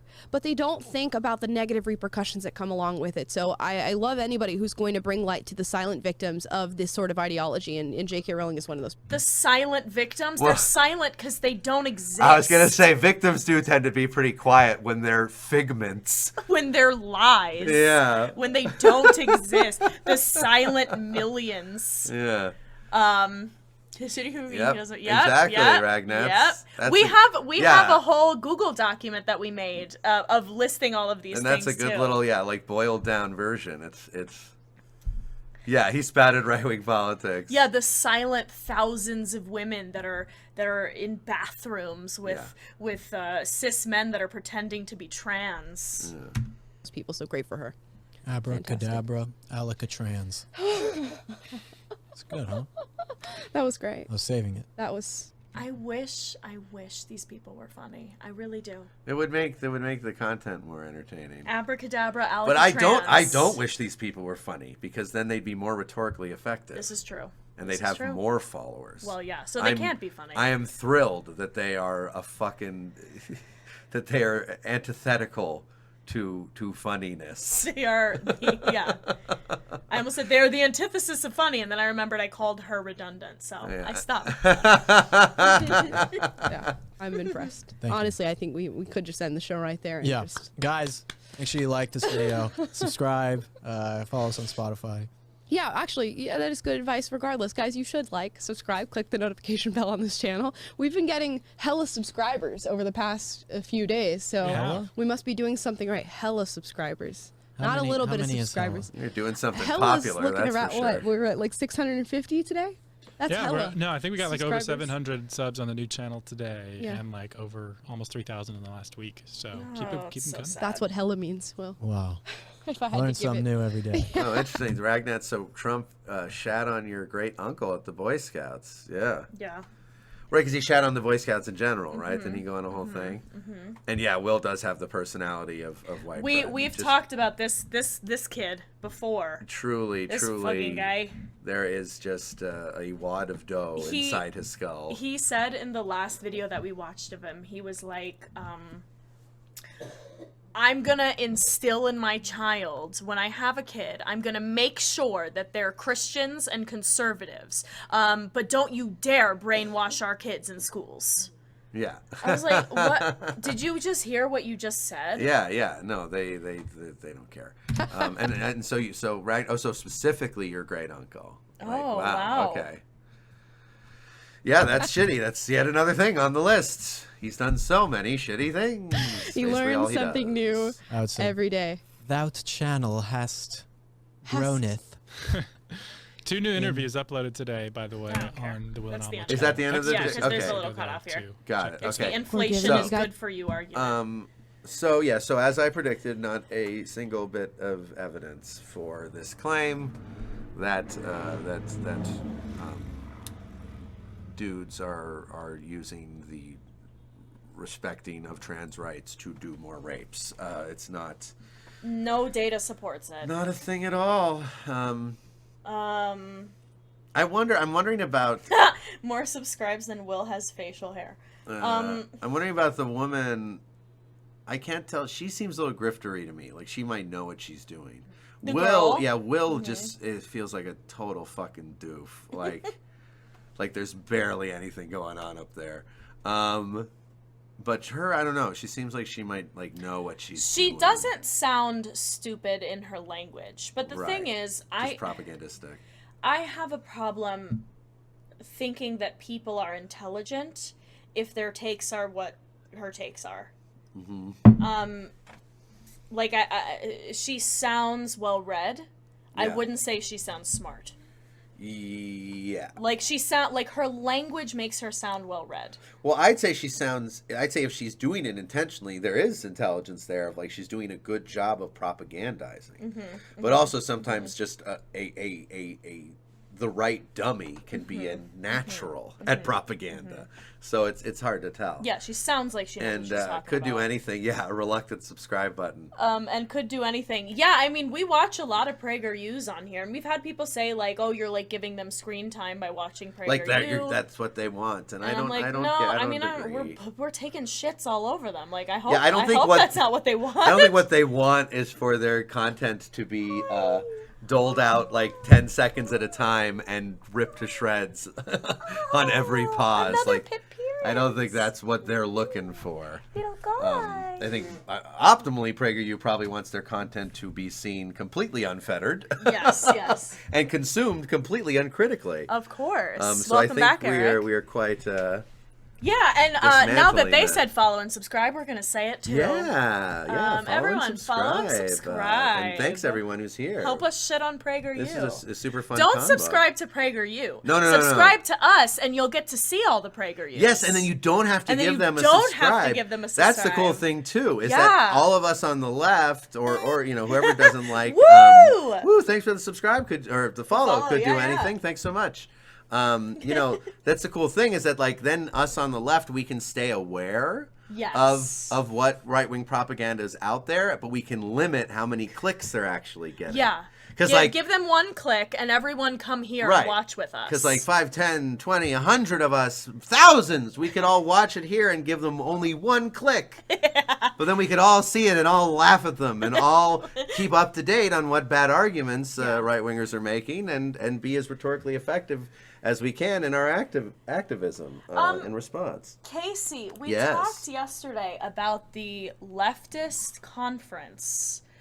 Where they couldn't get anything Right. done, and the right wingers had a field day. Do you want to do that on a different day? Yeah, I think that's a bigger. I think Okay, I think that's I a think bigger this was conversation to be had. a good big segment on Yeah. fallacies, I and do we think so, already too. we already covered sort of a wide breadth of stuff. Yeah. So I think that's good. I think let's wrap up this segment. Sure. That was our first installment of the officially titled Clown Clown College. And we'll be doing Clown College every Wednesday now for the indefinite future, and covering different topics like this. Today it was logical fallacies. There will be other topics. And super awesome. Again, thanks to everyone in chat who kept a great Yeah, good conversation game. going. Good game. And I was thinking maybe do you want to like play some more games or? Yeah, do you want to take a little break? We can probably stay on the politics Yeah. and just sort of review what we talked about Yeah, while we play another we can game. keep chatting. Yeah. We'll keep chatting. Yeah. What are we gonna do? 5 minutes, 10 minutes? Let's do a 5 minute. Let's do a fiver. Okay, so what time is it? It's 5:24. Let's just say we'll be back at 5:30. We'll be back at 5:30, Okay? everyone. We'll see you in just a minute. Thank you for being here. And yeah, maybe some maybe Aladdin some Ragnats. Aladdin. Nice spinny pumpkin.